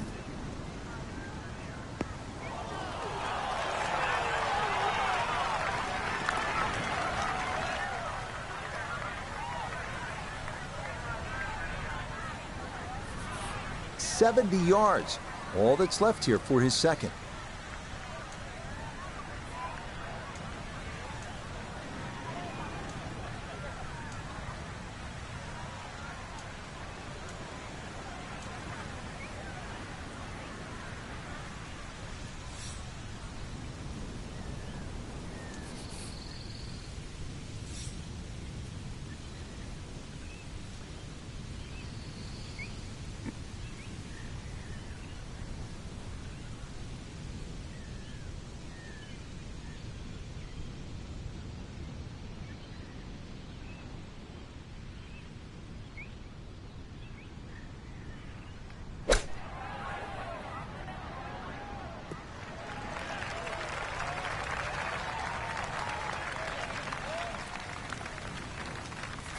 A birdie opportunity here at 13. And these are the putts he hasn't been able to do much with all day. This doesn't have a whole lot of movement to it, and he could surely use it.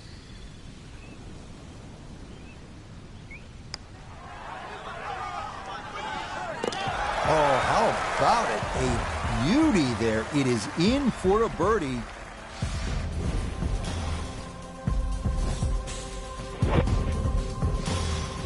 The 14th now at Harbor Town, a par 3 at 190 yards. Don't let the fact that this is the number 18 handicap hole fool you. The danger is self-evident on this hole as water runs all along the right side of the green.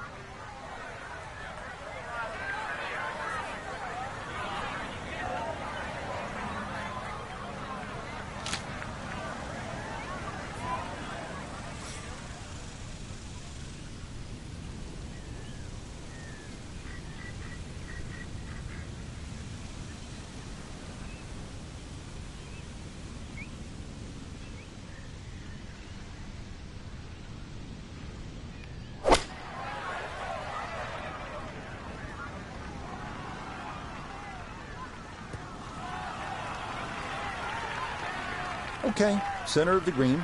Good shot. This is a 16-footer.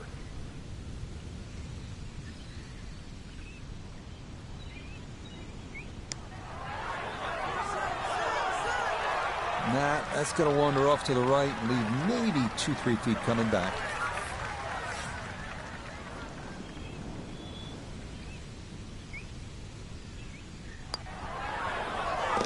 Okay, good putt. And a par here at 14. And he'll hold steady at +3. Now to the lone par 5 on this backside, the longest hole on the course, the 588-yard par 5 15th. This one is a toughie, featuring a narrow landing area off the tee with bunkers on both sides, as well as a somewhat blind second shot requiring a pretty good right-to-left angle of attack.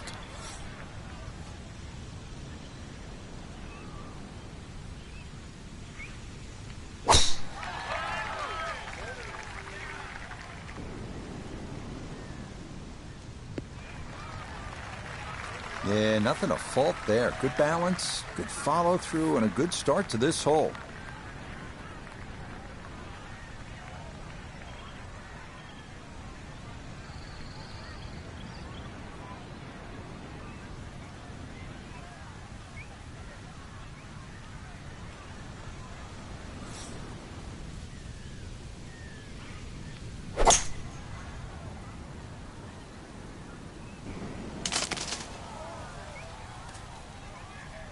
Two solid shots, gets close to this par 5 green in 2. I know the ball's in the rough, but it's not too bad. With a good short game, perhaps birdie.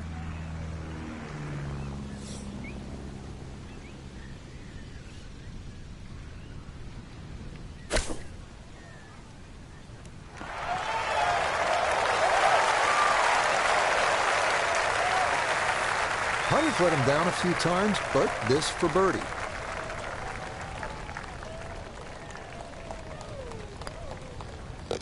And that one finished off. It's a birdie here at 15.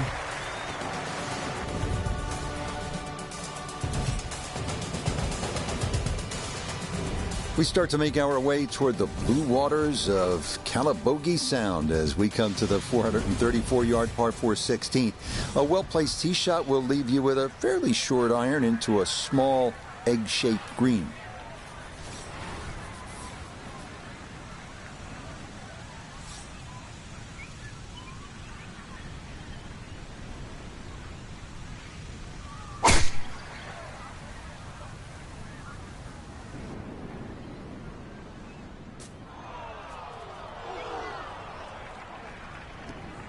Be a little disappointed with that because it lands in the rough and it appears to be fairly thick over there.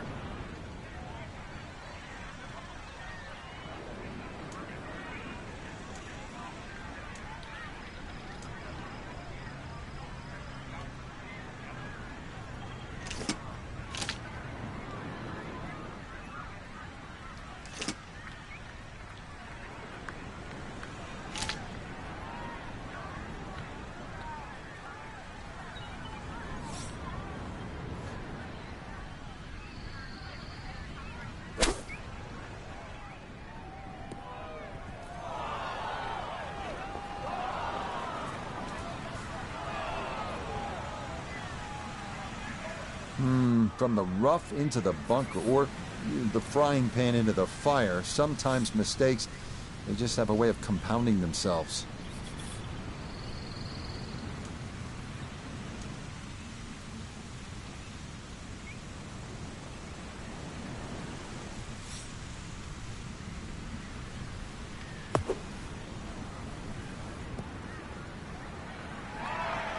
Okay, pretty big swing necessary there, and that's not all that bad from that far away.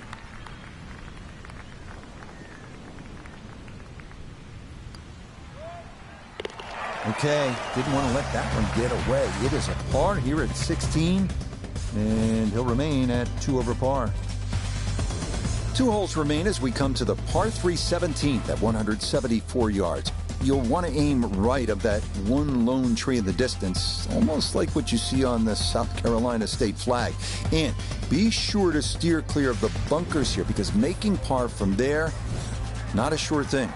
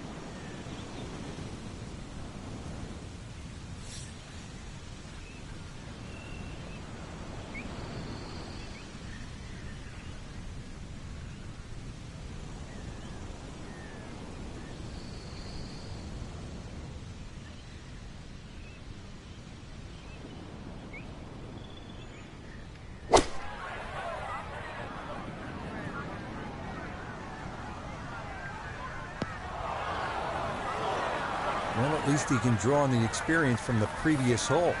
Again, in the bunker.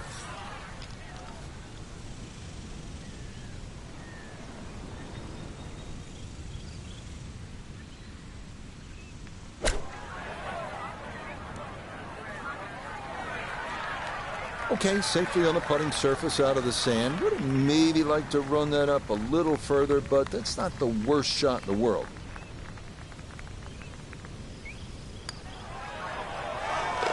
Yeah, that's a good putt. It is in for par here at 17. And he'll remain right where he is. The 18th hole, one of the real signature holes on the PGA Tour. It's a par 4 at 472 yards. Sort of a visually awkward landing area. You want to make sure you don't hit it through the fairway and into the hazard.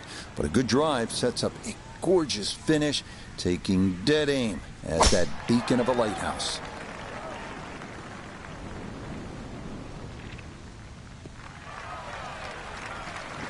Well, you can't walk out and drop it any better than that. That is a fine tee shot right there. Now a second from just under 180 yards.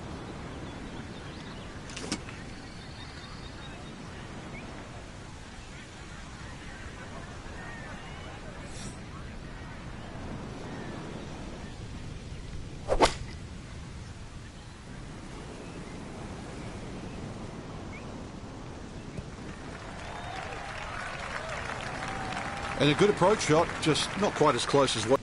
And the two words that come to mind looking at this are straight and flat. And that's music to any golfer's ears. Oh yeah, bottom of the barrel for birdie here at 18. And that will mean this is an opening round of 72, one over par. For the golfer we had our eye on, no other way to say it, Frank, just not a real good day out there. It could be a short week.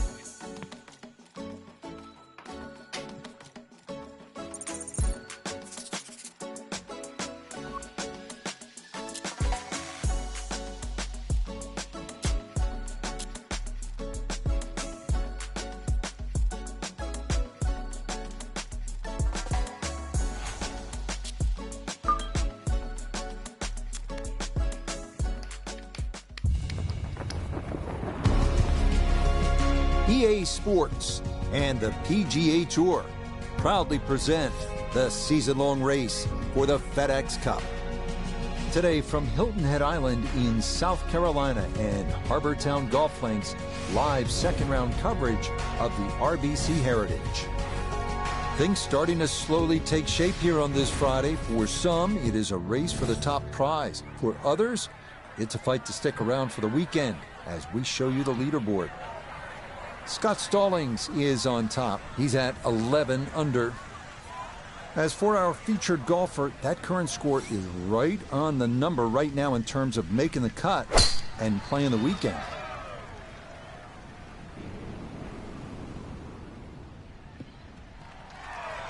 That one looking good. It's in the fairway here to start round 2. Second shot coming up. Let's check in for the first time with Nota Begay III. 117 to the hole, pin in the right front.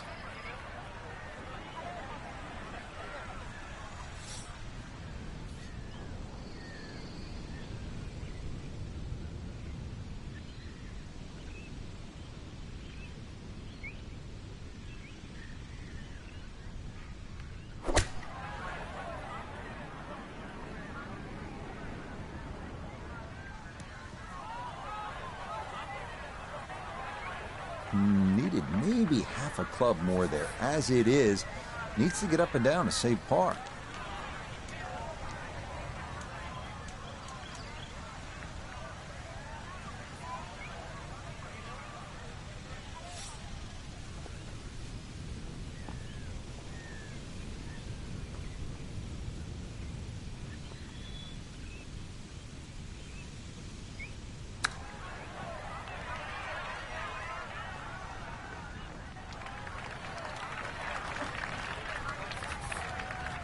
Just 5 feet left.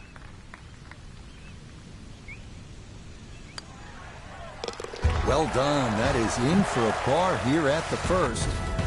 And he'll stay at 1 over. Here's a chance to make a birdie early in the round. Second hole at Harbor Town is a relatively short par 5 at a little more than 500 yards. Again, the key, and this is the case all over the golf course, you have to put your tee shot in the right spot. And here, it is on that left side of the fairway.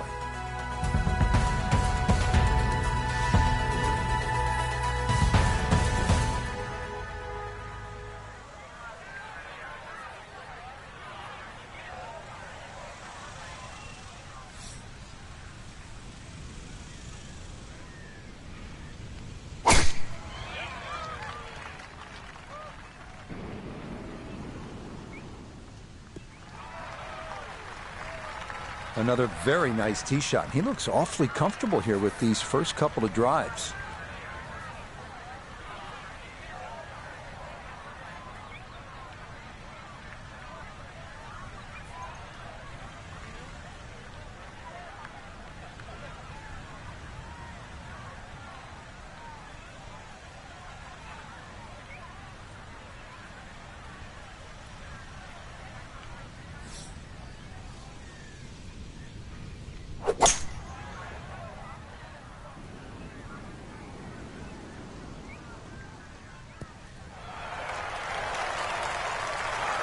That one had to feel good.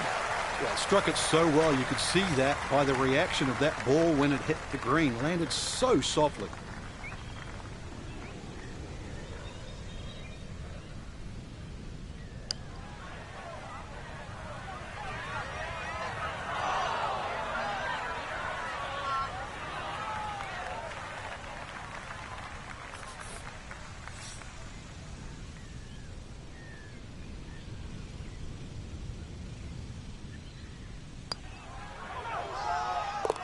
Yeah, well done. It's a birdie here at the second. And that's going to help his chances to play the weekend, as currently he's hovering right around the cut line. This third hole at 469 yards is pure Harbor Town. It's narrow. The emphasis here is on hit your tee shot in play. And a par is a good score, I promise you.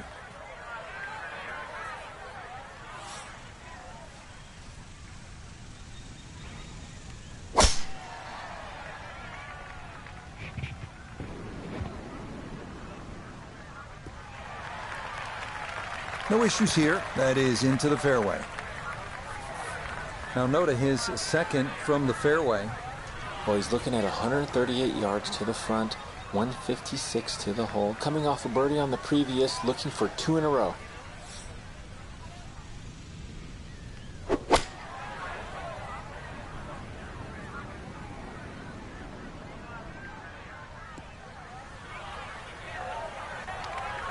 Well, he'll be disappointed with that, no doubt. His swing didn't quite look right on that one.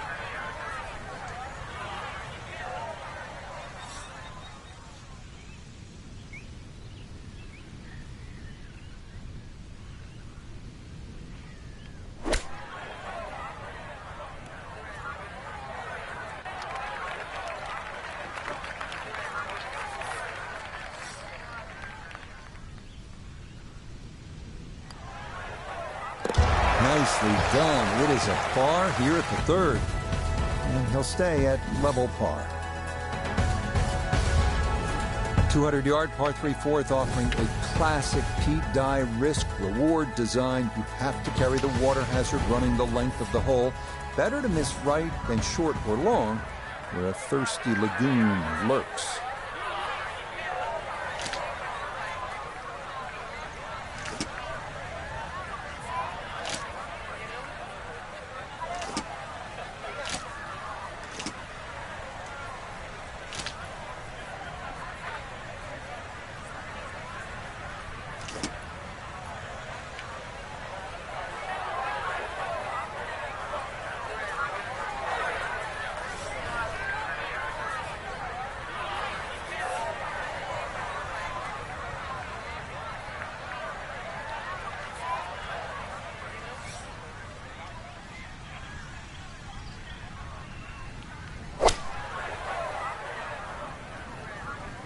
Uh-oh, that's trouble over there. Now, that needed much more behind it than he'd got, and it comes up well short and into the hazard protecting the front of this par 3.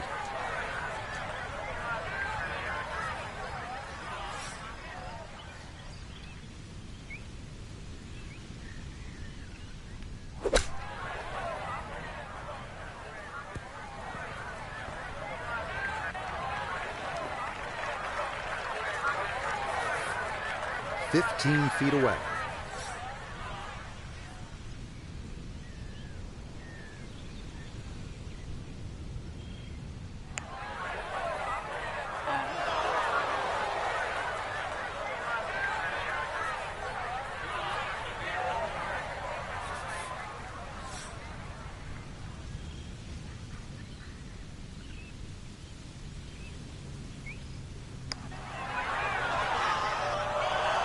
Salavea. Dead net right by the hole. Yeah, But but he they're could not laterally. get it to go in. Esa laterally. The fifth hole at Harbor Town is the second of the 3 par 5s at 549 yards. A good drive should leave players with the chance to try and reach this green in 2, but one larger and one smaller bunker protect the left side of this deep but narrow green.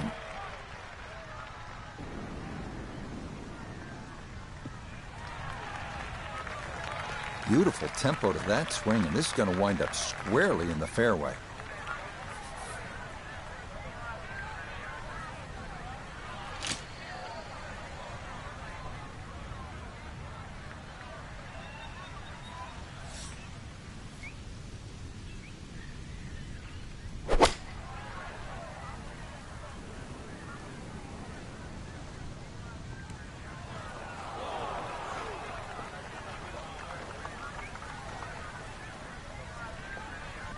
Really hit that second shot on the button to this par 5, but Frank couldn't get it to stop.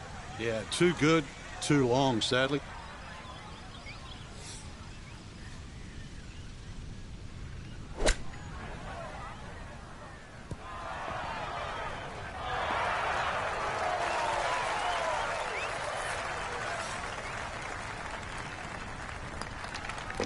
Nicely played. It's a birdie at the 5th. And that's a step in the right direction. He's going to need a few more of these as we go along, as he is 2 shots outside the cut line. Another hole at Harbor Town where position, accuracy will be rewarded. This par 4-6 at 419 yards. Get it in the right spot, and you can make a birdie here.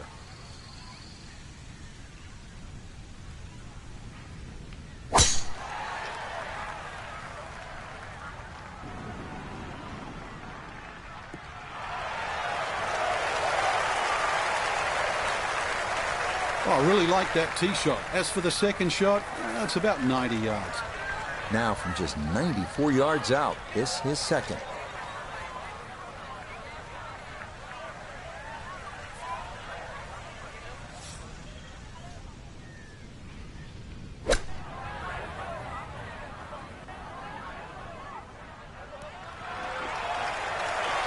Oh, just the strike, the sound of it. And the ball does the rest. Great shot. A 5-footer now for birdie. Yeah, well done. It's back-to-back birdies here on this front side. And he's going to need to keep it going. We've spoken already about the need for precision here at Harbor Town. That'll be put to the test here at the 195-yard par 3-7. Yes, there's water. Yes, there's sand. But the biggest issue, the 2 giant trees serving as gatekeepers to this narrow green.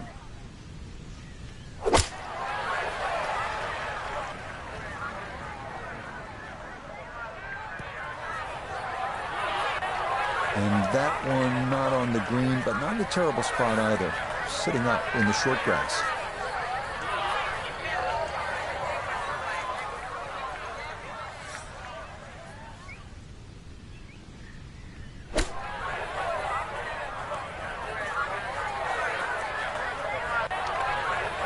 Well, obviously that's not his best, but it'll be quickly forgotten, Frank, if he's able to get out of here with his par. Well, you might forget it. I won't.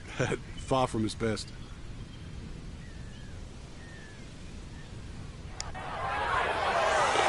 Yep, well done. That's in for par here at 7. And he'll stay right where he is. Now to the hole many consider the most difficult of all here at Harbor Town, the par 4-8. Finding the fairway is an absolute must off the tee, as you will need to have the right angle of attack to approach this long, narrow green.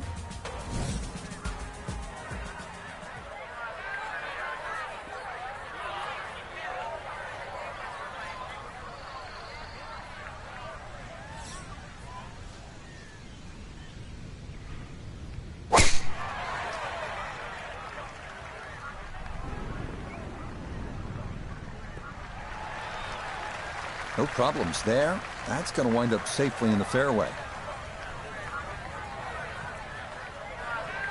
From the fairway nota, this is second. Looking at 149 to the hole, standing on even par, looking to go under for the day.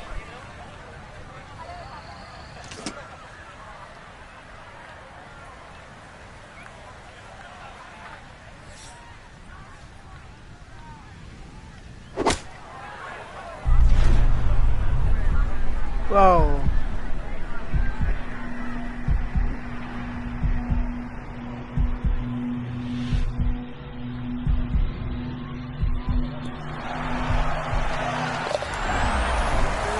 Folks, that is going to likely be the shot of the day from distance. Just excellent contact off that club, off that lie. Just improbable. And I mean, had a magnet on it right into the bottom of the cup. What a shot. One thing you don't see too often on the PGA Tour, 332-yard par fours. But that's what we've got here on the closing hole to this front side. Before you think about knocking this on, though, take note of the large bunker that completely protects the front of the green.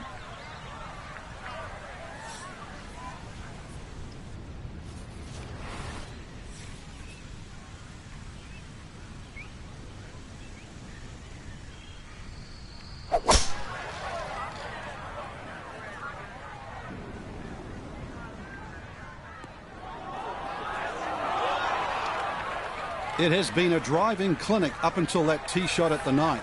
Going to be very difficult to make birdie from there.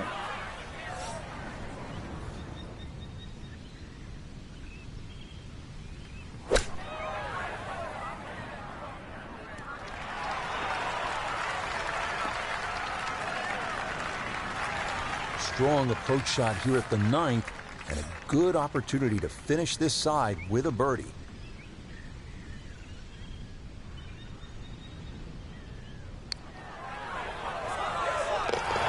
To it. Well done. It's a birdie here at the ninth, and that's going to be a 3 under 33 on this front side.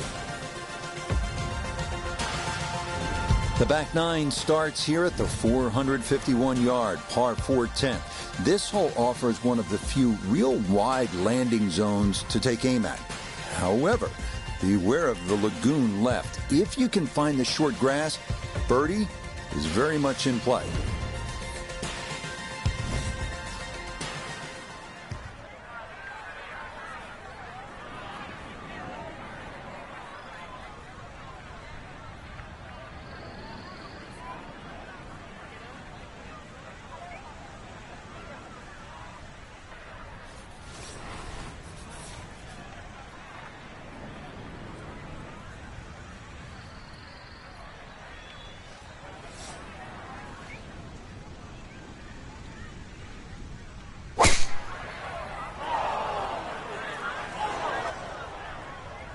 I'm holding you up. No, that ball got slowed up by the branches, and it is going to wind up in the hazard.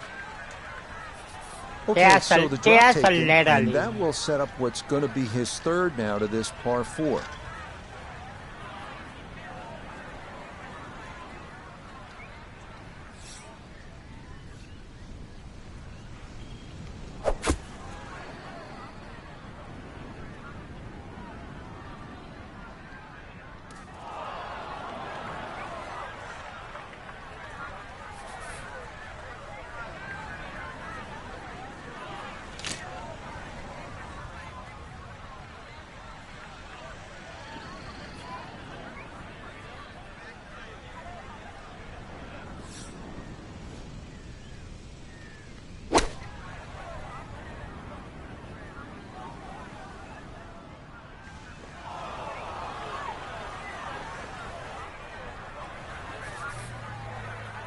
Looking to splash this softly onto the green.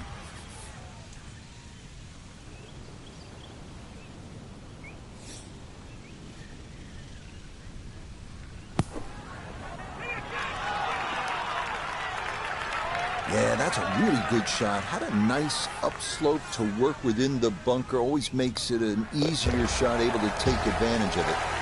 Okay, Finn par. This 11th hole at 436 yards is another test requiring precision over power. This fairway narrows the nearer it gets to this green, which is surrounded by 4 unique bunkers.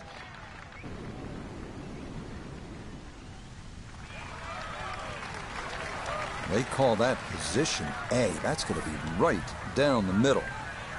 Gotta think this an extra half club or more as he sets for his second into the wind.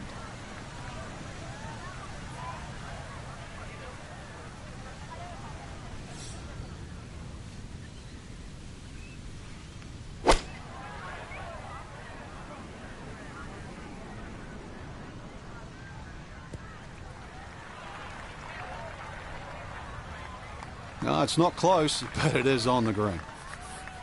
This will require the full attention. A huge swing left to right on this putt. Just trying to get it in there close.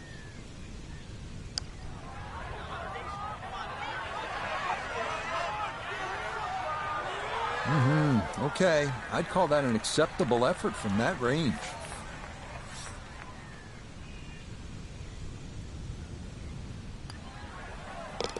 Okay, safely in for his par. But that's going to keep him on the outside looking in terms of playing the weekend. On to the 12th now at 430 yards. We've had a handful of right to lefters so far. This one's going to work the other way. As we've mentioned before, accuracy is the key off the tee, as some of those pine trees can reach out and grab you if your tee shot's not where it needs to be.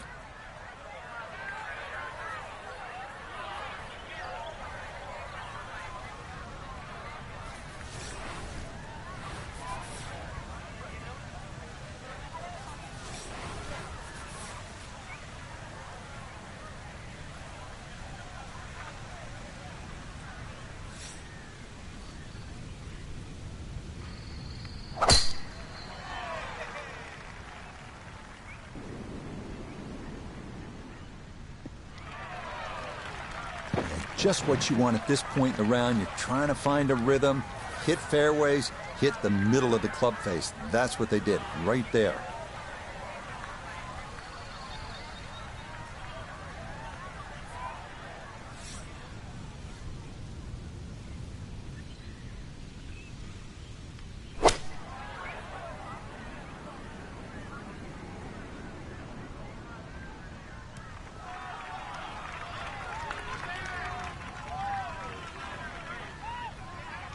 And that ball looked good in the air. You'd like it to be a little closer, but still inside 40 feet. Just going to have to be careful with the lag putting.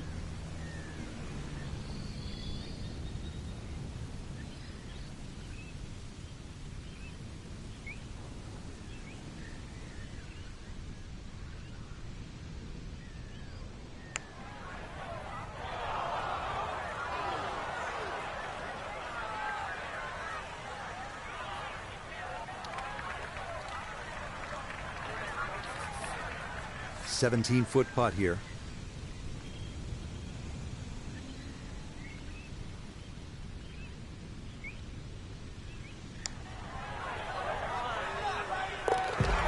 That is well read. A terrific putt there to save par.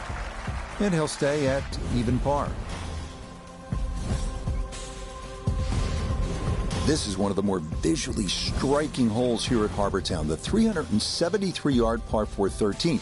You've got trees flanking both sides, a few of which spring up right in the middle of the left bunker, leading to an approach to a slightly elevated green with Alan's Dye's signature cypress planks all around.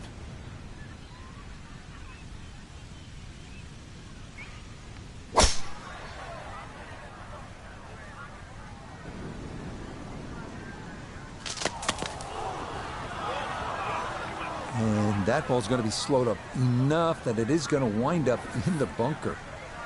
Anything on the green would be a good result from here as he readies his second out of the sand.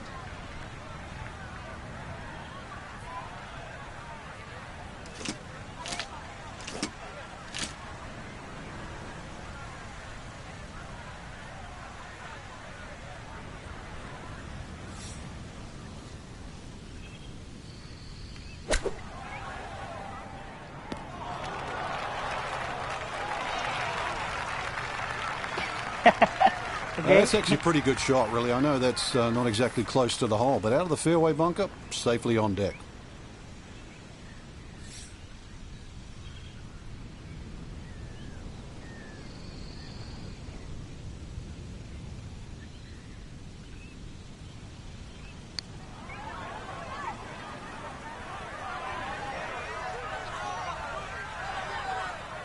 Nope, that was never going to climb that hill, and he has left himself a tester coming up.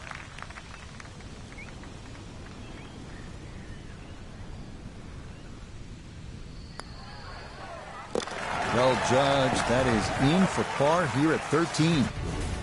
And he'll remain right where he is. On to the 14th now. This one almost a mirror image of number 4. It's a par 3 at 192 yards. At 4, the danger was water left. Here, it's on the right with a generous bailout area left of the green.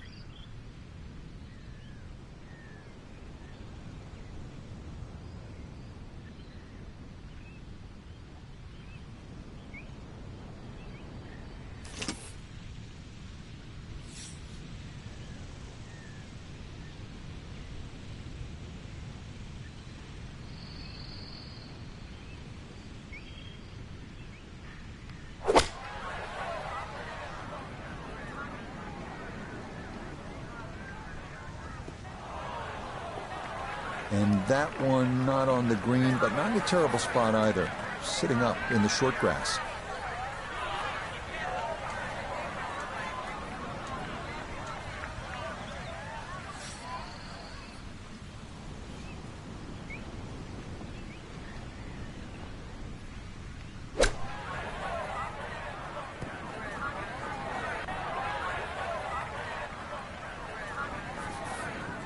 This from 7 feet.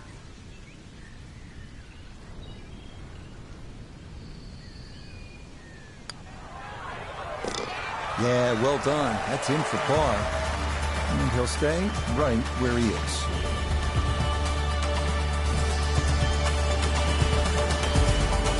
The sole par 5 on Harbour Town's back 9 is this one, the 15th at 588 yards. Most of the problems here come on that second shot, which requires you either to play a big right to left or to cut the angle, hit it over the trees, and hope you've got it on line.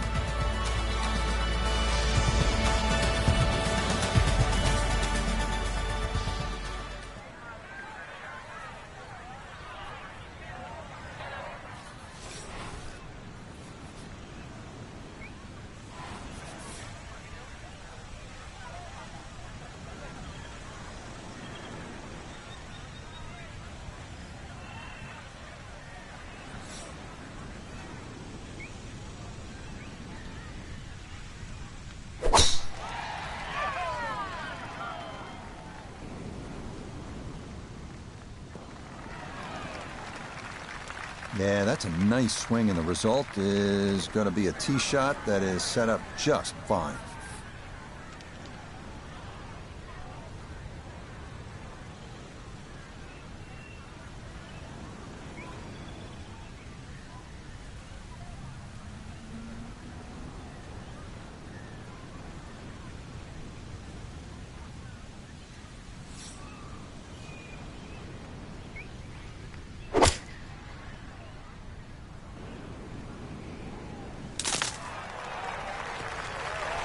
Has to be thrilled with that second shot here to the par 5. Frank got everything out of that. Yeah, did well just to advance the ball so far down the fairway. And now a fairly straightforward third shot.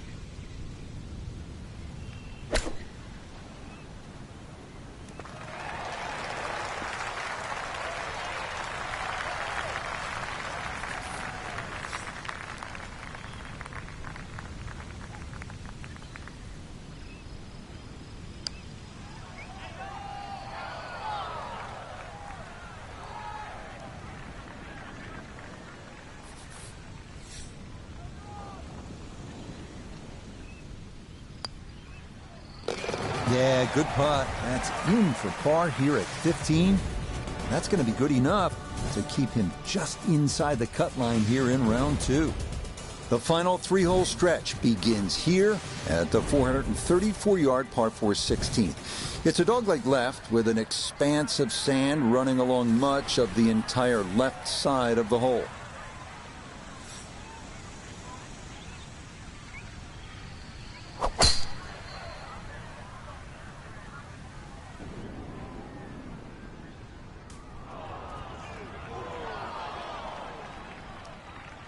No fairway here. This one in that rough. Ball appears to be sitting up here in the rough at the 16th hole. Decent lie, but you just won't be able to get it to spin. See what he can do now with this, his second shot.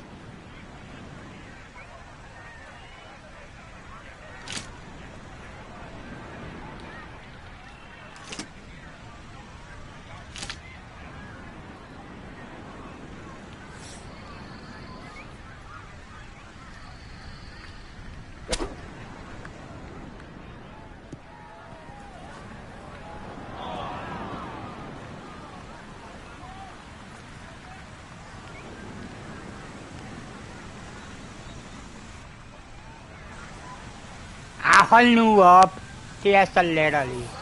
Settles in over the bunker shot. This is fourth.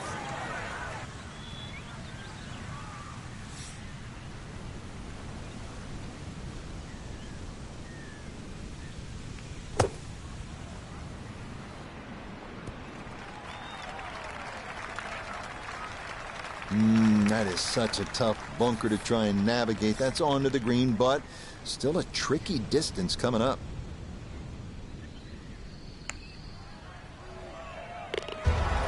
Well read. That's in for a bogey 5. And he's going to fall back now to 1 over par.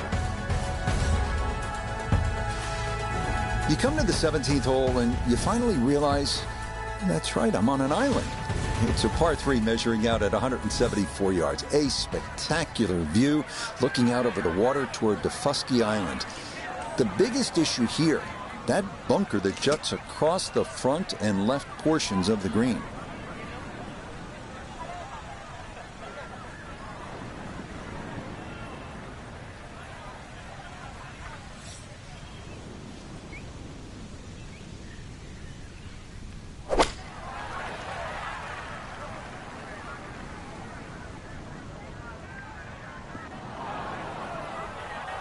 And that one not on the green, but not in a terrible spot either. Sitting up in the short grass.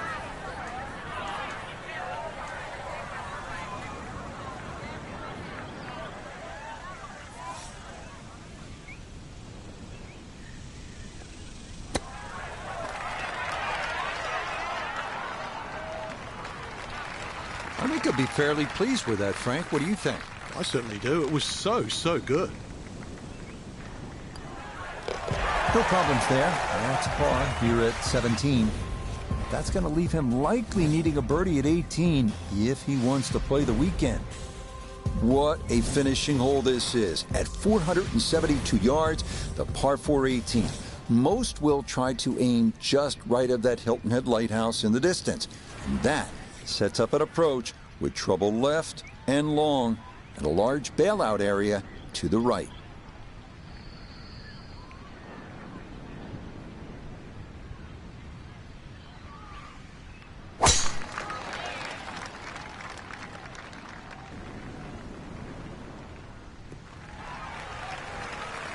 That will do just fine.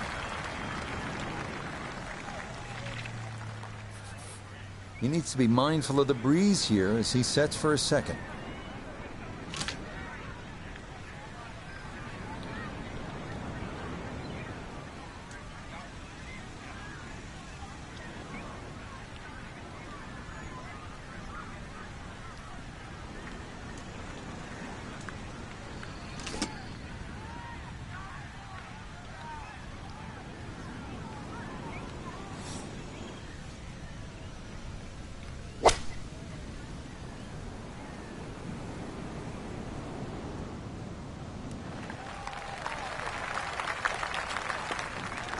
It's a solid shot and a green in regulation, but a little away from the band.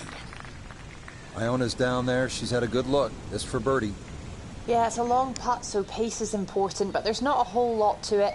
I fancy the chances of getting this close. Oh, that is a beauty in for birdie here at the last. So for our featured golfer, Frank, it is on to the weekend. Who knows? If you get out early on Saturday, kind of post a number, see what happens. Exactly. There's such a fine line, Rich, between playing well